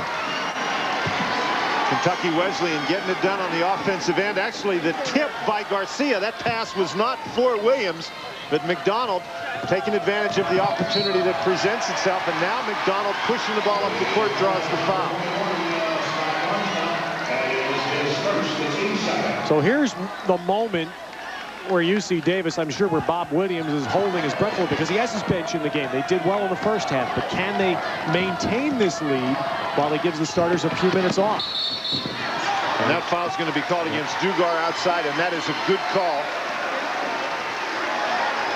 Critchlow tripped and lost his balance, and that's contact that obviously gave UC Davis an advantage, and by rule, that's a foul. Well, Critchlow's the kind of player that Kentucky lawyers build around. Kentucky Wesleyan got him, although he was the most valuable player in the Kentucky Boys State Championship, 1995. Oh, what a rebound! Garcia one more time will go to the line.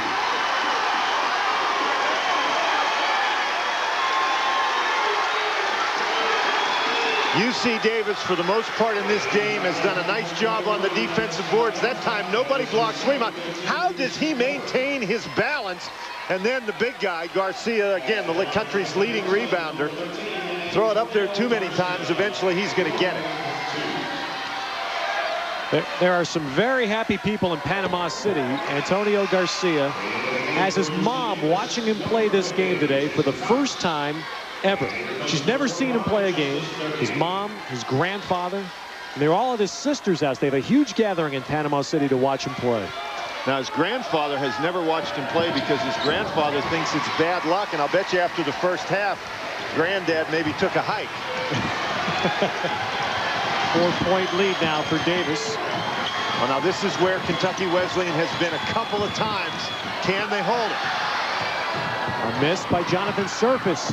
Running down the rebound. That's going to stay with Davis. Scott Darmstead fighting for control. Every time UC Davis has been able to get beyond this 4-point lead, the ball bounces off the foot, they rule, of Critchlow, and there, a big 3 by Surface. A senior, Jonathan Surface, now with 7. And again, that's the silencer that Davis has had. Well, they can't break that 4-point barrier. Now a reach in as McDonald got in the paint. And another Davis foul, and it's another one on Dugard. So quickly a flurry of fouls here, and now 5 team fouls against Davis.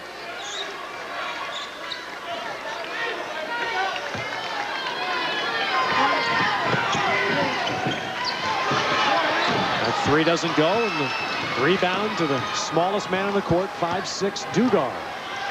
And he and Surface have a nice little conversation going up the court. How high is the frustration level right now for Kentucky Wesleyan? Well, I think that they're concerned. I don't know that they're frustrated because they've actually played a little bit better in this half. Surface again. Garcia with a rebound. I'm wondering if they're frustrated at not being able to get even. As you mentioned, they've had that 4-point fence they can't get over. Dana Williams. Rebound loose, but covered up finally by Jason Cox. See, one of the things they can't do is lose their patience. That was too quick a shot. Boy, Timmons got fouled by Garcia. Well, that was a break for UC Davis because Timmons actually loses control of the ball, and Garcia picks up the foul. So the first foul against the Kentucky Wesleyan big man. Davis by 7.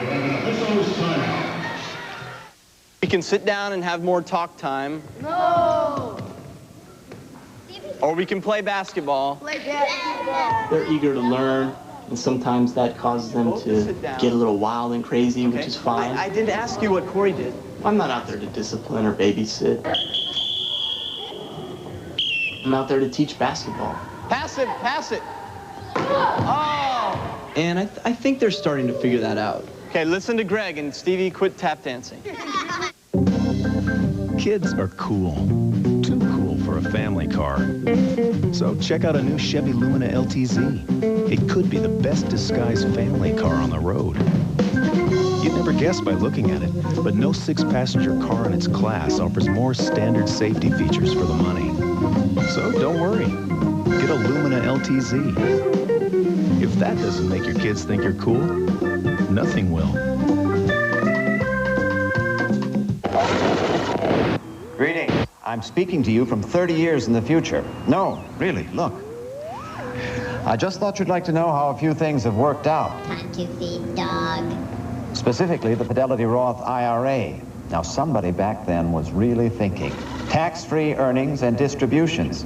Heck, I make withdrawals every month, and I'm not paying a dime in federal taxes. Dog. Time to feed dog. So open a Fidelity Roth IRA today. Jennifer Azzi spends 40 minutes destroying her hair and 90 seconds bringing it back with the shampoo that conditions too, Pert Plus. Because Jennifer wants great hair with plenty of time for other things. Don't you? Pert Plus. Simply great hair, simply. You don't need performance tires to ride with a winner. Now you can get 4 FR360 radials, Firestone's most popular passenger tire, for just $99. The Firestone Winter Circle Tire Sale at 4 for $99. These tires are going fast. Are you tired of professional judges telling you who the best skaters are? Now it's your chance to vote for your favorites live via the internet. The Great Skate Debate, CBS Friday. 25 years ago, Kentucky Wesleyan met Tennessee State for the national championship in Division II. The game went to overtime, and Kentucky Wesleyan's Mike Williams took over. He was the MVP, and Kentucky Wesleyan won its 4th national championship. The coach of that team was Bob Jones, the father of Jeff Jones. He was a former player and coach at Virginia. And interestingly enough, Kentucky Wesleyan, to get to the Elite Eight that year, they beat a team, Valparaiso. How about that? Still D2 back then. And they've had a lot of chanting about the fact this is the 25th anniversary of that championship team, and Kentucky Wesleyan wants to add to their great history with one today. But Davis has other ideas, and Jonathan Surface hits his second 3, a 10-point Davis lead. 10 points off the bench for Surface. Really impressive here. And again, they've got the lead back out to 10. Dana Williams now 13 for the Kentucky Wesleyan leading scorer. Kentucky Wesleyan wanted to improve its transition defense, and they have. There's a traveling violation. UC Davis has only scored 4 fast break points in this half after getting 22 in the first half. But the problem for Kentucky Wesleyan is they are not running very effectively either. The game has slowed down a little bit. Now Dante Ross back in as the point guard for UC Davis. Williams, look at all the white shirts around him, and he does pass to Garcia. Double team is fine. They don't want a triple team because you don't want to leave Garcia. And they've worked that inside passing game very well a couple of times in the second half. Garcia 15 points now and 12 rebounds. Jason Cox with the hook.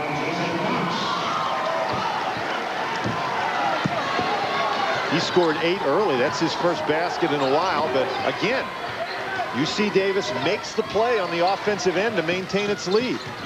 So as we have finished now, the first 10 minutes of the second half, it was a draw. It was an 8-point lead at the half for Davis. Oh, excellent passing. And Critchlow with the long rebound to Garcia. Give it off to Connor. Lorenzo Connor. Every time it seems that Connor takes a 3-point shot, he makes it, and it's a big one. But Davis has had answers, and there's Ross. Got in, but missed the layup. Out to Connor. Across the court, McDonald got the foul.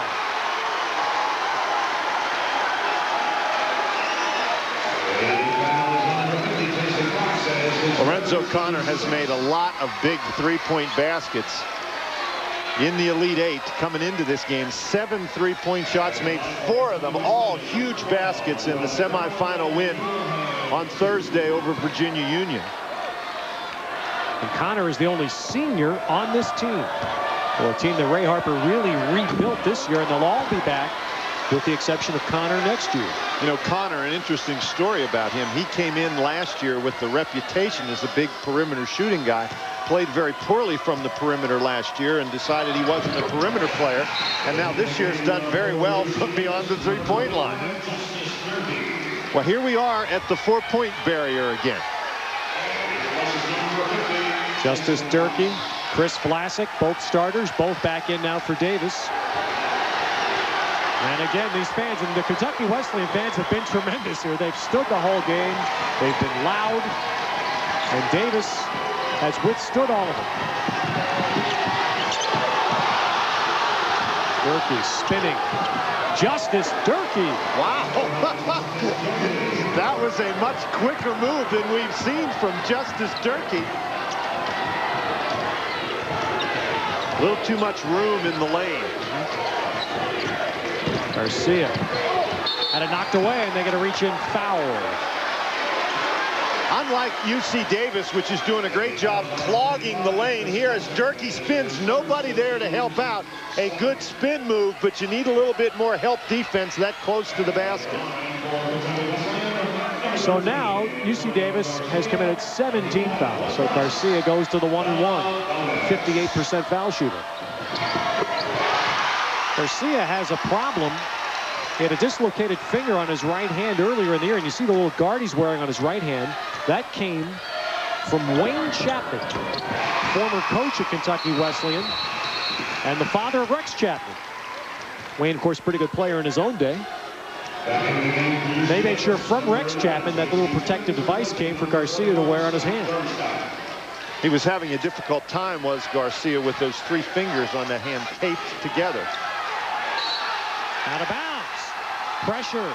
And Kentucky Wesleyan forcing a turnover.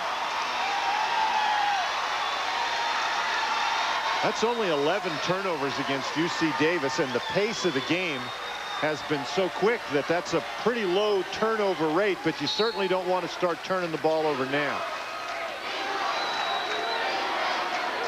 Ray Harper wanted to get a sub in, but he got him to the table. Now he's going to let him come in. Gino Bartolone, shooting guard, will get in the game. Bartolone has only played 3 minutes in this game. So he gives him another threat here.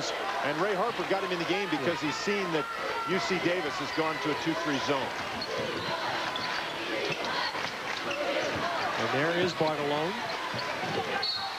And a reach-in foul on Dante Ross. The Davis has had a lot of reach-in calls against him in the second half.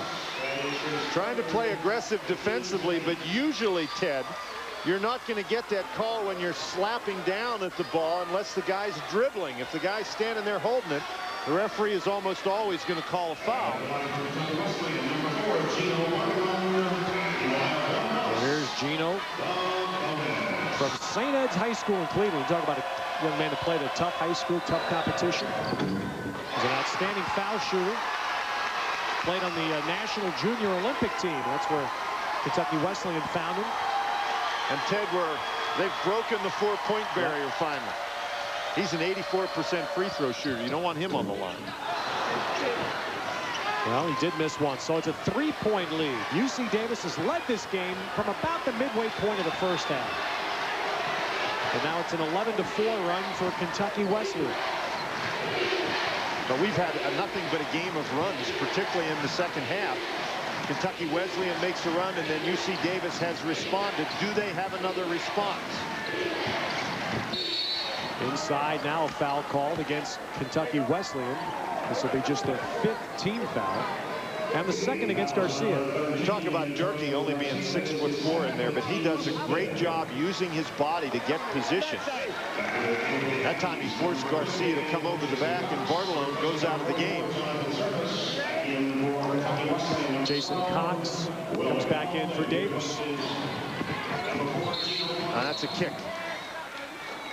Connor almost got that one. You see him laughing down there. He's saying, no, it didn't hit my foot, it hit my leg, but the rule involves the leg, not just the foot. The three by Vlasic. The rebound, Durkee. Out of bounds, off Kentucky Wesleyan. So UC Davis still battling inside in this Division II championship game. Just 3 points separates the teams.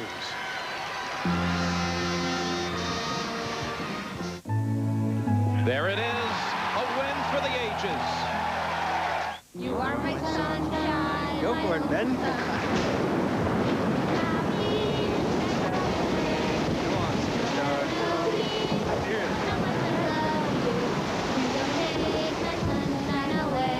The new Chevy Blazer.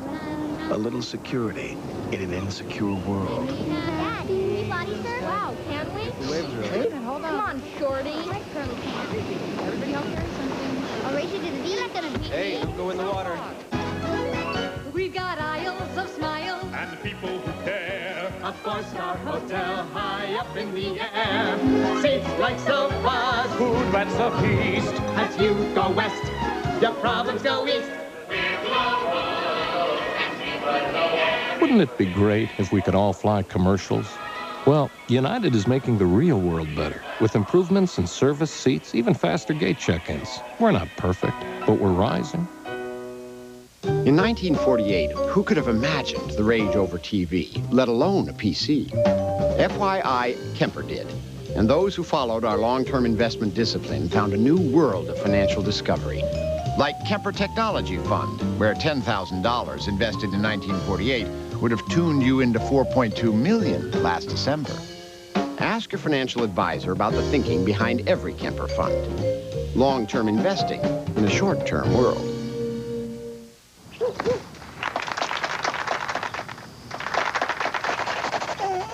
Is your dandruff sending the wrong signals? Get Selsun Power. Doctors recommend Selsun Blue #1. So don't send the wrong signals. Get Selsun Power. If you had 99 cents, what would you buy? A gallon of gas? A new air freshener?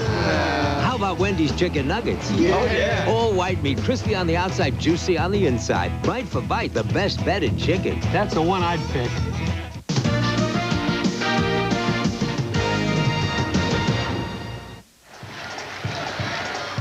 The one area that UC Davis has dropped off in the second half is their shooting, down to 42%. You're right, Ted. They shot 51% in the first half, but they haven't been getting the kind of easy baskets that they did in the first half. Kentucky Wesleyan wanted to play better transition defense, and they have. Well, it's been a great week here. The Elite Eight gathering in Louisville, as they do every year for the Division II championship.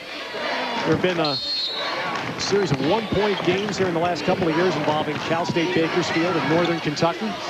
This has the earmarks of another March Madness special. Again, Kentucky Wesleyan has come back in its previous 2 games in this tournament. They don't guard Timmons very effectively right there. So at least for the moment, UC Davis has another answer to a Kentucky Wesleyan run. J.C. Timmons now with 10 points. Here's Critchlow. And Timmons with a rebound. Great block out. Dante Ross going to take it in. They give to Durkee. And just like that, 4 fast. Davis points out of the timeout. And that's only the 3rd fast break basket of the half for UC Davis. Just when we talk about improved transition defense, they get a basket in transition, and there Timmons is going to pick up the foul. UC Davis came out of that timeout, Ted, really looking to be more aggressive on defense. And you allowed that guy right there, Dante Ross, number 32 in white. You allow him to play in transition. You're really playing into the hands of UC Davis because he really does a nice job getting the ball up and down the court and getting it to the people in good positions to score. But a lot of fouls on Davis, and so a 1-and-1 here for Critchlow. 70% foul shooter. Coming up next, the road to the Final Four show. Then it's a 3:40 Eastern time tip for Utah and Arizona. UConn and North Carolina, 6 o'clock Eastern. Oh, 13 now for Critchlow. 5-point game. Still a long way to go. Pressure. Ball's free, and that's Kentucky Wesleyan's. That was a great double team. Lorenzo Connor spots the 3-shooter, McDonald. Well, there's the big run that Wesleyan's been looking for. They've got it down to 2. And Bob Williams, UC Davis, calls a 22nd timeout.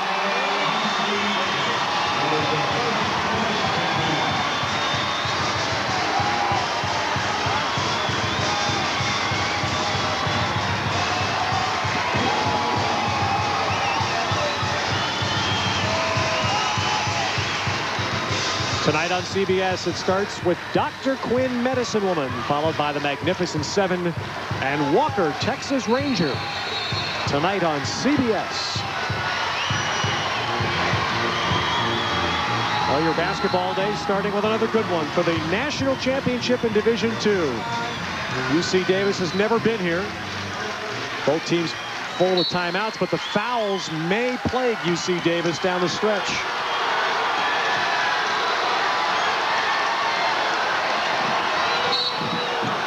Foul on Garcia. That's his 3rd. Kentucky Wesleyan is a team, particularly Williams, that likes to gamble on defense.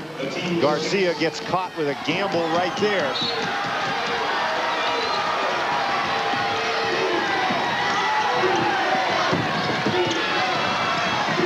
Durkee in trouble. You can see Wesleyan really turning up the defense. Oh, Timmons waited too long to throw that pass. Ross's jumper. Boy, look at Davis just scrapping in there. And Critchlow's trying to call a timeout. I think he got it. It all depends on whether he had possession of the ball. He can call timeout, but they don't give you timeout unless you have possession of the ball. And I haven't seen the officials make a timeout signal. You're right. They ruled that he never had. See, there's other guys scrapping at the ball. They ruled that he never had possession. It's a held ball possession arrow for UC Davis. Well, Critchlow tried to get out of that in a heads-up way. Just didn't get it. So Davis gets the ball with the arrow. Davis still leading by 2. And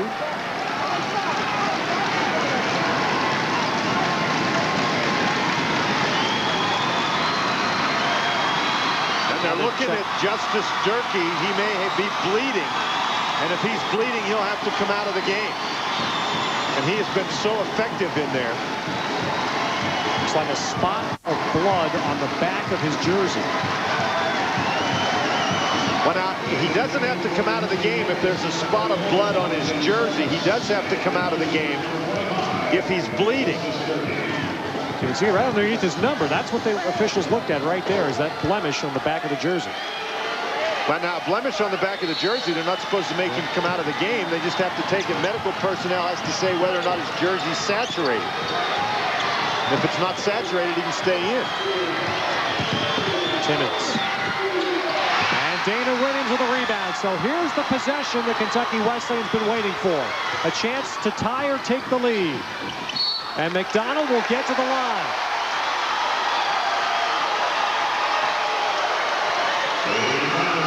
Kentucky Wesleyan running quickly down the court. The defense not really set. Goes along the baseline and draws the foul, does McDonald.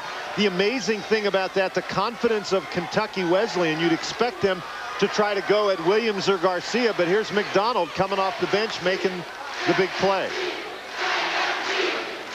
Not that long ago, UC Davis had a 10-point lead at 59-49. Will McDonald, 67% foul shooter, can tie the game. And Garcia has something wrong with his hand over by the scorer's table. He's trying to get the trainer to work on it, and the official is telling the trainer that she can't work on it unless Garcia goes out of the game, and Garcia's saying, I'm staying in. Oh, but the rebound to Lorenzo Connor. So now Kentucky Wesleyan down one, gets a possession. Dana Williams. Look at that bounce. And Kentucky Wesleyan has its first lead since early in the ballgame. An 8-point run. Thrown away. Jason Cox threw it out of bounds, and Bob Williams on the Davis bench wants a timeout.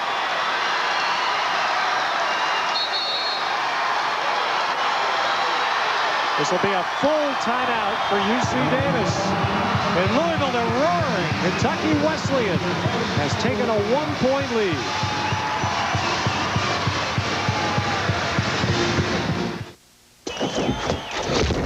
Oh my, that was a devastating punch.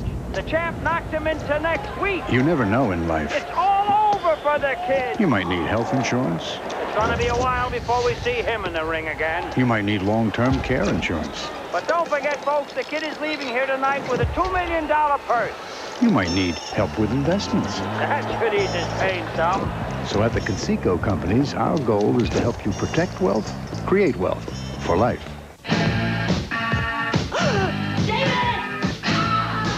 The reason we're here as man and woman is to love each other, take care of each other. When love walks in the room, everybody stand up. Dockers khakis, one leg at a time. Like a... Hey, when are you gonna buy a new truck and sell me this one? You know you deserve a new truck, man. Oh, come on, man. You know, I've been asking you for years, how much you want for it? You know, ballpark, what do you think? I mean, you gonna keep it forever? Come on. Right? Chevy, the most dependable, longest-lasting trucks on the road. I think I might know someone who can take it off your hands for you. Really? This week at Rancho La Puerta, I will swim 310 laps. I will run 23 miles. I will lift 2 hours a day. I don't think so. At Rancho La Puerta Spa in Baja, Mexico, you can do everything. Or should your determination completely fail you, absolutely nothing. But you can't do anything with American Express. So bring your Visa card. It's everywhere you want to be. Terrorists hijack a Navy ship. Cuban liberators bent on assassination. Gonna kill hundreds to take out one man? All new. Jag. CBS Tuesday. The Kentucky Wesleyan folks going crazy. A 1-point lead for the Panthers. The CBS Sports Line stat of the game. Second half foul shooting, a big edge for Kentucky Wesleyan. Get all your tournament team sortable stats, real-time scores, in-depth information, and more at March Mayhem on cbs.sportsline.com. Now let's go to Mike Harris. All right, Ted, well, good news for Kentucky Wesleyan fans. Antonio Garcia just has a cut finger, nothing serious, so he will see plenty of playing time down the stretch. Back to you. which they need. Kentucky Wesleyan leading here for the first time since it was 20-19. Well, Davis has had answers for 35 minutes. They need to come up with a few more. Here's Critchlow all the way in. Boy, that was a good jump stop.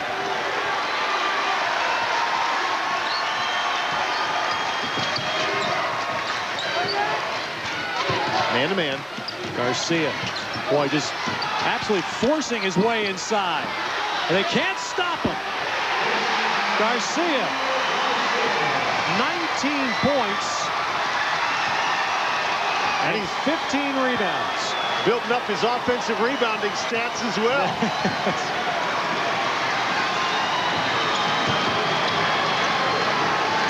There are times it looks like they can't get around him to try and block him out. Short. Now Kentucky Wesleyan now is poised to really take this game over. Kentucky Wesleyan's defense doing a nice job keeping the ball away from Dante Ross, away from Jason Cox, making other people shoot it. A 10-point run for the Panthers, trying to win their 7th national championship. Boy, Williams really looking for the ball inside. McDonald, Critchlow. Shot clock running. Didn't get the rim. And that's a violation. So the ball will turn over on a shot clock violation. Garcia's inside power has been a constant for Coach Ray Harper today. They're just bulls the ball up on the board. That's one offensive rebound. There's another offensive rebound, and he tips it back in on the second try. This is an extremely important possession for UC Davis. Game under 4 minutes. Jason Cox, he's been quiet, but that three ties the game. Well, we just said that Kentucky Wesleyan has done a nice job keeping the ball out of his hands, and great move by UC Davis to run a set play and get him open for the three. What a big shot. Just something to stem the tide, at least for a moment. Now let's see if they try to go back inside. Boy, has he been money. Connor, 15 points, all on threes today.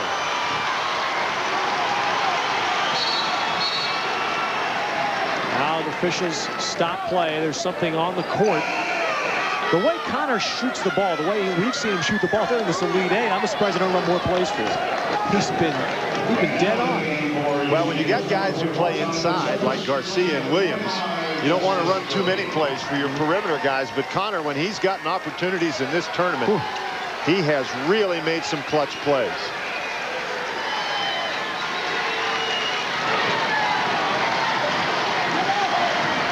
Well, Kentucky Wesleyan trying to win its first championship since 1990.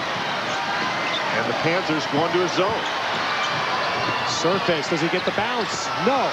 There's a rebound in. J.C. Timmons at 6'2" on the offensive boards. He just timed it better than anybody else did. That ball bounced around a couple of times. Ross really working hard with Critchlow. Man-to-man defense.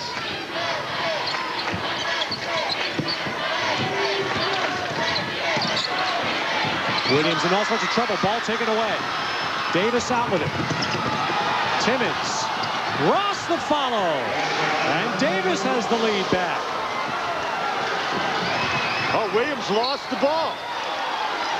But it will stay with Kentucky Wesleyan.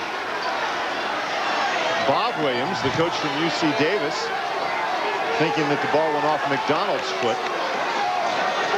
But he's not going to win that argument. Now, Dana Williams down on the offensive end for Kentucky Wesleyan. Really tried to force the play that time and turned it over. Garcia, great pass. Great pass by Garcia.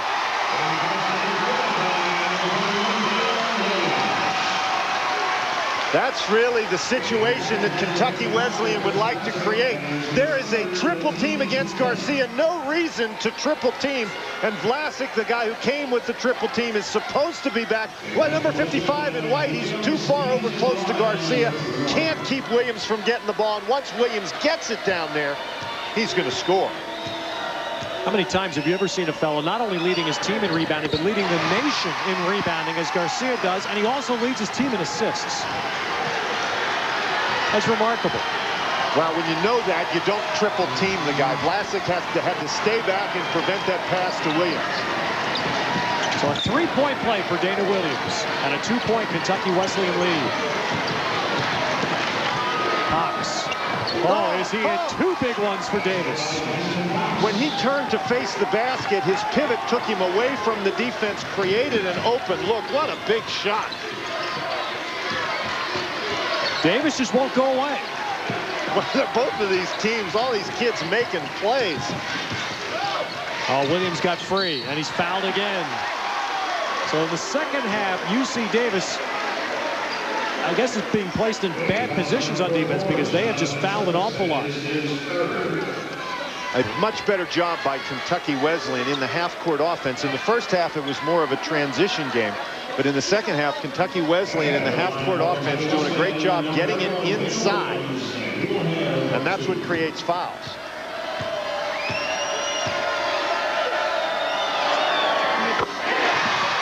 Oh, Dana Williams.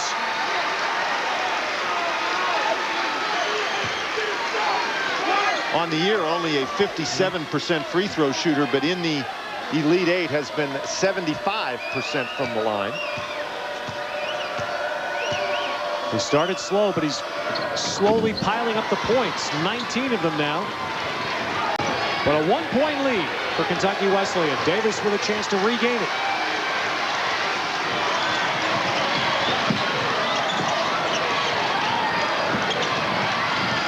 Surface with a fumble.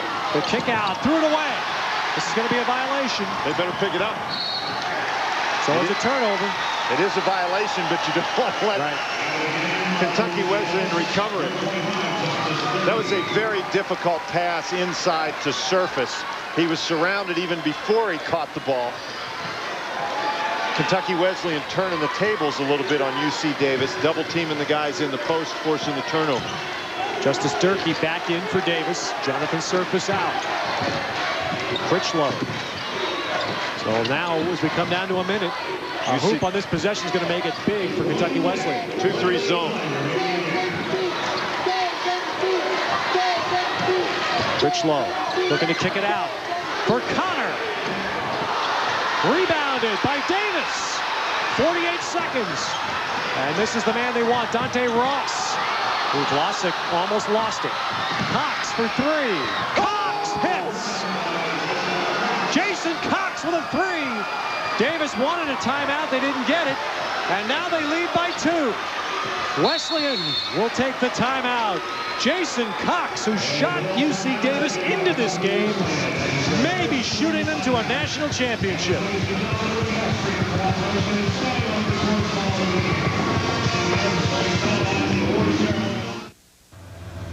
Hey, it's Chevy Venture. It's the only minivan to offer a separate front and rear sound system. Because kids don't ever listen to the same music their parents do.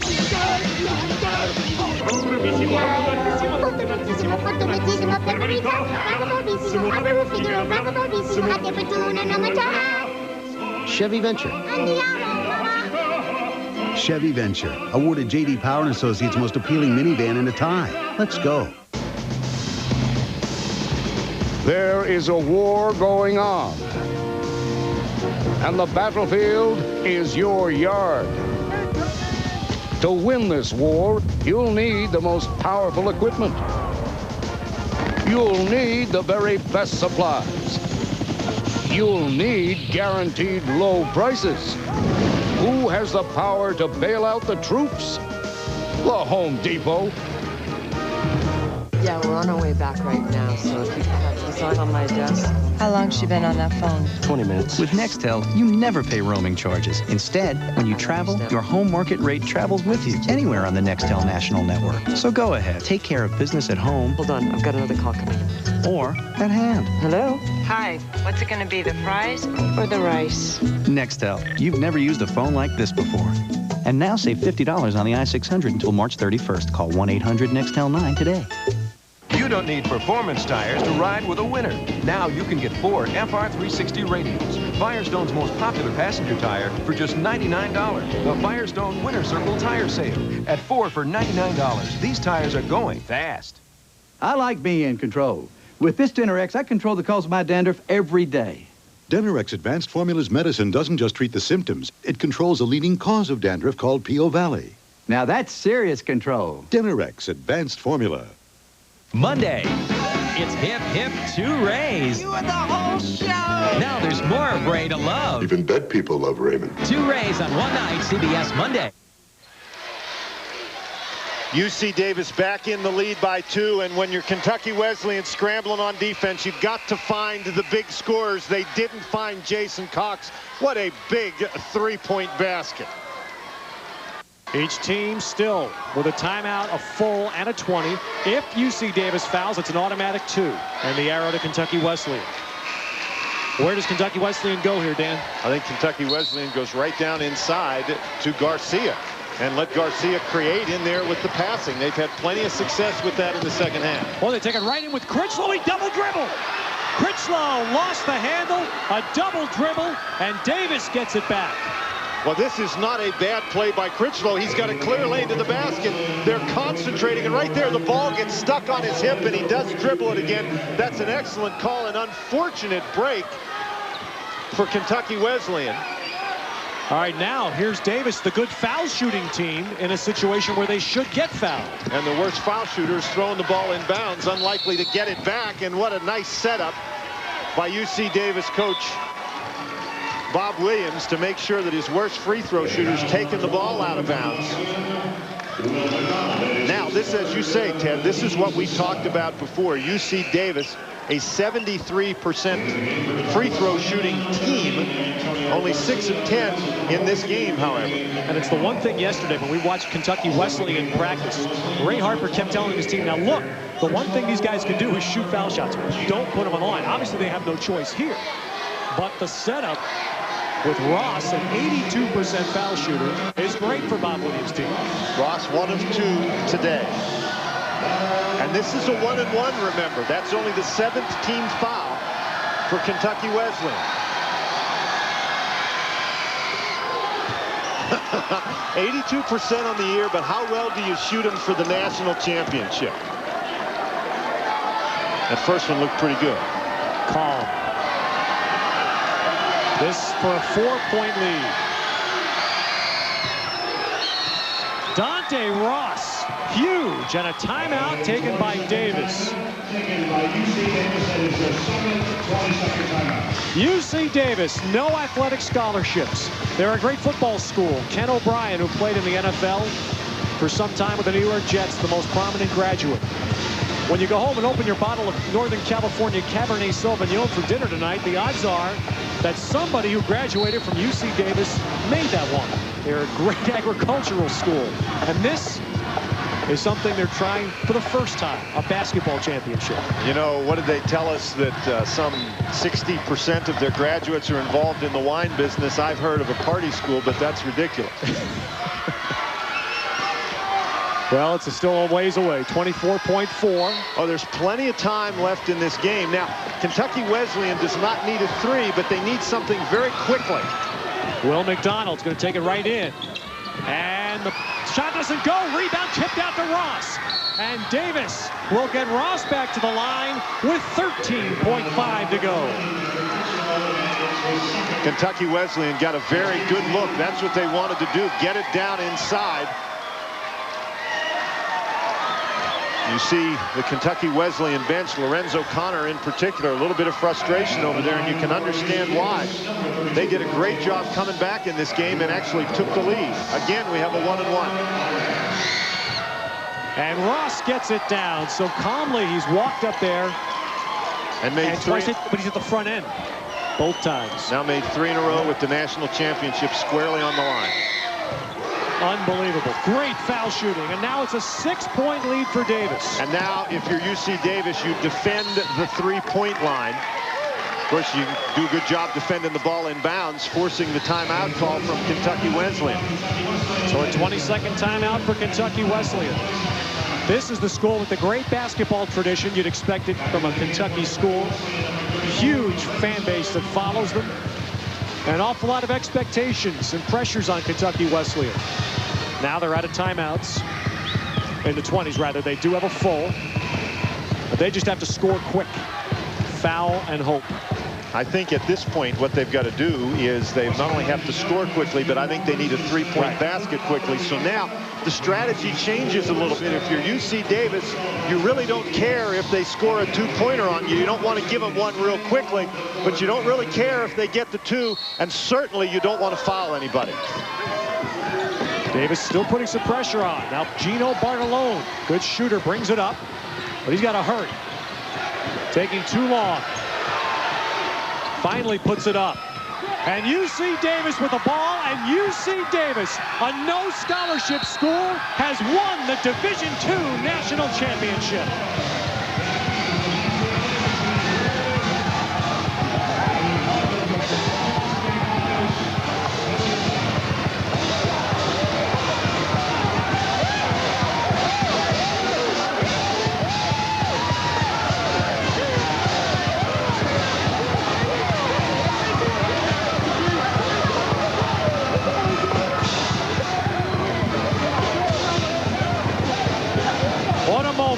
UC Davis has won its first basketball national championship in Louisville.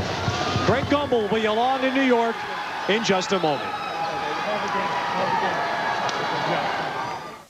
What do you look for in grass seed? Quick results? We seeded it with Scott's seed last fall. As soon as I planted it, boom, it just came in. A really terrific lawn? And it feels like crushed velvet under your feet. It's wonderful. How about weeds? Bargain brands can contain thousands of weed seeds that can ruin your lawn forever. You can spend $1 or $2 less for a bag of seed. But you don't want weeds in your grass seed.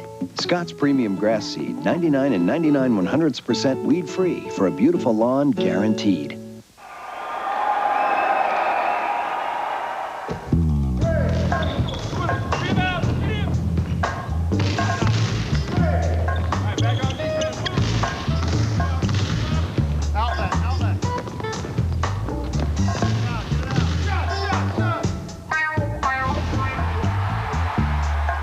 There's a Best Western located close to the Basketball Hall of Fame.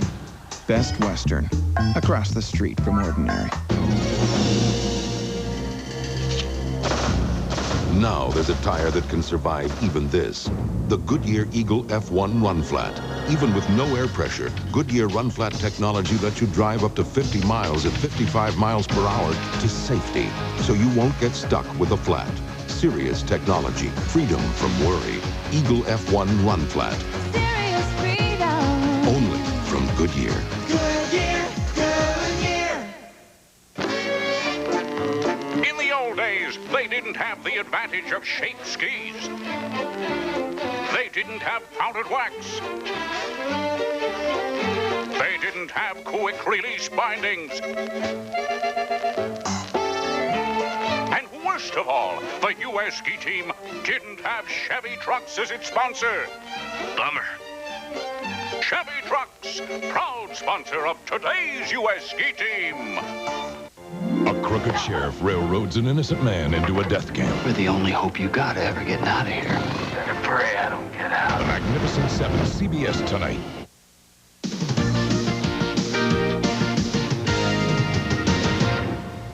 Welcome once again to our studios, everyone. Greg Gumbel, Clark Kellogg, Dean Smith. Have we been living a good life or what? We have another great game, the Division II championship won by UC Davis, 83-77. This was a great game to watch, Coach. It really was, and Coach Bob Williams and his players and Dante Ross were sensational, but even Kentucky Wesleyan, I thought, was outstanding. These guys wanted to be part of the March Madness, and they did it by living up to it with a quality game. And the key is to make plays in a tight game down the stretch. The team that makes plays, I mean, I know it's elementary, but UC Davis made their last 3 field goals and also made their last 4 foul shots. That was the difference. Margin of victory, 6 points or less. You can be part of the madness. Yeah, we can allow that. They both can play Division I, too, those Yeah, they teams. can. Coming up next, we have the Road to the Final Four show. We'll talk with Rhode Island head coach Jim Herrick and take a look at Utah guard Andre Miller. Then it's regional final action. Utah taking on #1 seed and defending national champ Arizona. That game tips at 3:40 Eastern time. Then at 6 Eastern in the East, North Carolina, #1 seed against #2 seed UConn. Now, NCAA women's basketball. North Carolina State, Old Dominion. North Carolina State jumping off, Clark. Quick early baseline jumper. Summer Herb knocks that one down. Then Old Dominion comes out hot in the second half. That's Aubrey Eblin knocking down the three. That was a 2010 Lady Monarch run. But the Wolfpack responds. Tanisha Lewis sinks this one. The Wolfpack running on a 12-0 run. They win it by a score of 55-54. It's their first ever Sweet 16 victory for North Carolina State. Meanwhile, East Regional semis, Arizona and Connecticut, they're underway. In fact, they're under 3 minutes to play in the first half, and UConn with a 33-30 lead. In Lubbock, Texas, regional semifinals in the Midwest, Louisiana Tech 71-57 over Alabama. Nice play here, Clark. The Lady Texters on their way to a 16-point lead. Tamisha Jackson lays it in after the nice feed from Amanda Wilson. Alabama claws back, though. Brittany Azell drives to the hoop, makes the nice layup. Alabama within 5. But they made it close, and Monica Maxwell, the three-pointer. Louisiana Tech's lead is back to 11. They never look back. They have rolled to victory by 28, 22, and 14 points. They win it today 71-57. Also in Lubbock in regional semifinals, 13:55 to play in the first half. Notre Dame holding a 15-6 lead over Purdue. We'll take a timeout, and then we will send you back to Louisville for more from the site of the Division II Men's Championship right after this.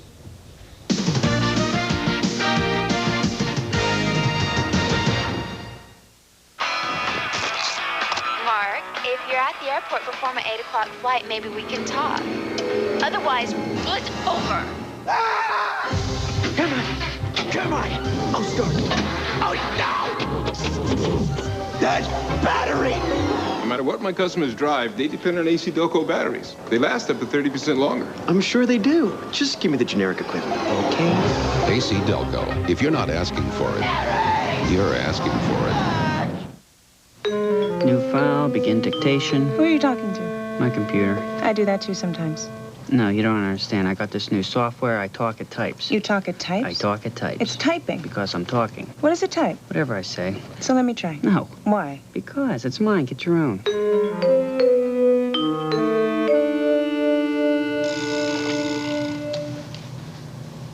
Now when I talk, it types.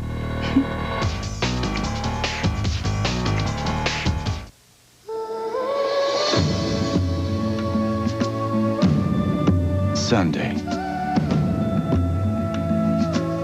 It's a wonderful day. The day we bring those who are far away close, and those who are close, closer still. That's why MCI presents 5 cent Sundays. 5 cents a minute, every Sunday, along with low rates all week long. Call 1-800-SUNDAYS to become an MCI customer. Craig Lambert isn't too worried about how to invest for Zach's college education. That's because he works with a broker from Dean Witter. Together, they developed a long-term investment plan to help take Zach wherever he wants to go. Clients feel most comfortable with our ability to see things from their perspective. Now, when Craig looks into his son's eyes, he can see the future and smile. Dean Witter. We measure success one investor at a time. These are some of the thousands of children abducted from their families and turned into vicious killers in the name of the Lord. Thou shalt kill. Sunday on 60 Minutes.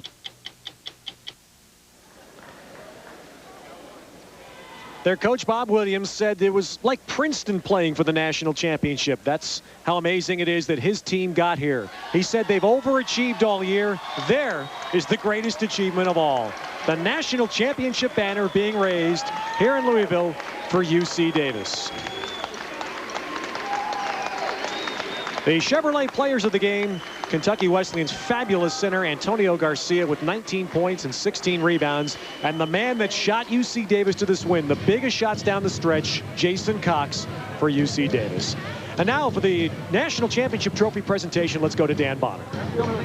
Thank you, Ted. To make the trophy presentation is Todd Eberly, the chair of the NCAA Division II Men's Basketball Committee. Todd. Thank you very much, Dan. Coach, on behalf of the NCAA and the Division II Men's Basketball Committee, it gives me a great deal of pleasure to present you with the 1998 National Championship Trophy. Congratulations to everyone at UC Davis. On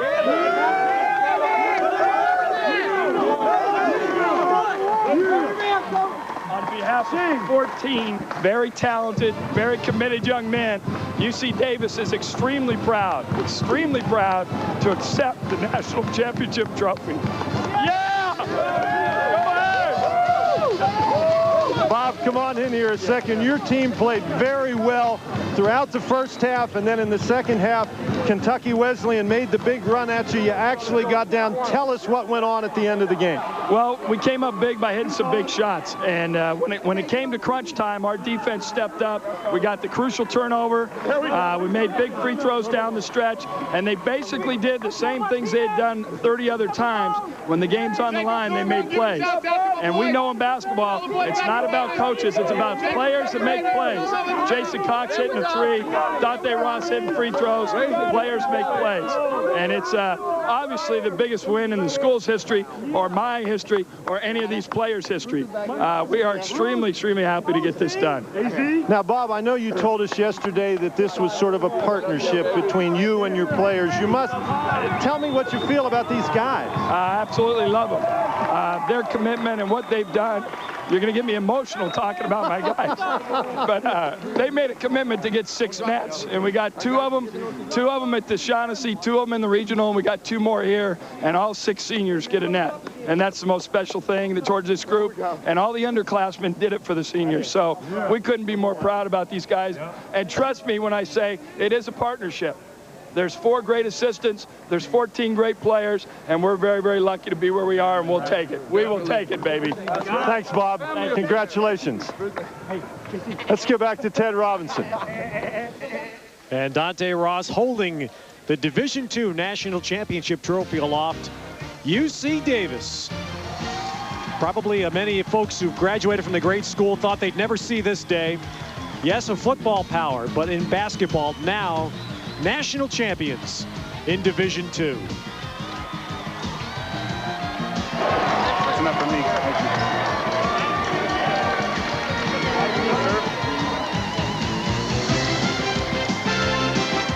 That'll be a great trip back to Northern California for the Aggies and their fans of UC Davis. They beat Kentucky Wesleyan to win the NCAA Division II championship.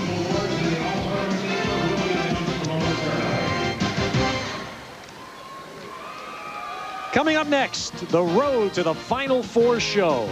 That'll be followed by the West Regional Final at 3:40 Eastern, Utah and Arizona. Then the East Regional Final, UConn and North Carolina. With Dan Bonner and Mike Harris, Ted Robinson saying so long from Louisville, where UC Davis is the Division II national champ.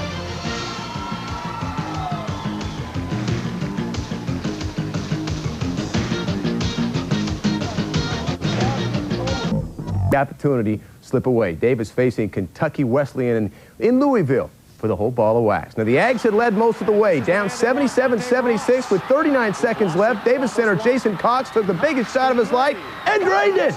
Kentucky Wesleyan with one last effort, but Patrick Critchlow double dribbles, and the Ags win the biggest game in school history, 83-77. UC Davis, NCAA Division II national champions for the first time ever. National championship. We got a lot of weapons, and we have a lot of difficulty guarding them. The nice thing is they had some difficulty guarding us, and our big guys stepped out and hit threes, and that was the difference in the ball game. I don't know what I was really thinking, and if I had been thinking at the time, I probably wouldn't have pulled it. But I guess that's what the beauty of this game is, that you start getting a little zone, and it felt good, and I just put it up there. When in doubt, shoot it. In beating Kentucky Wesleyan, the Aggies beat a 6-time national champion. UC Davis finishes their dream season at 30-2. Aggie fans, you can catch the team's return tomorrow evening at Sacramento International Airport. We'll try to have a time for you before the end of the newscast. If not, definitely at 11. Onward, the bigger they are, the harder they fall. Everyone had all but handed the national championship trophy to the defending champs Arizona, but Utah proved there are a lot. Jason Cox hits the biggest bucket of his Davis hoop career, and the Aggies are the national champions. The final 83-77 UC Davis all over Kentucky Wesleyan as the Aggies win their first ever national hoop title. None of us have won a championship in our lives, so what are you feeling inside right now? Right now, it's still kind of like amazement. He hasn't really hit yet. About 2 hours from now, the playoffs are setting in when we're all out partying and celebrating. Never imagined a national championship, and I don't know if anybody else did, with the exception of those 14 kids. You know, you got to feel it's the greatest group of kids in America. We're 14 guys that have overachieved, and we're 31 and 2, and we're national champs. There can't be anything else to be said. 14 great guys and a great coach in Bob Williams. Okay, there will be a new national champion at the Division I level. That's because the defending champion, Arizona Wildcats, not only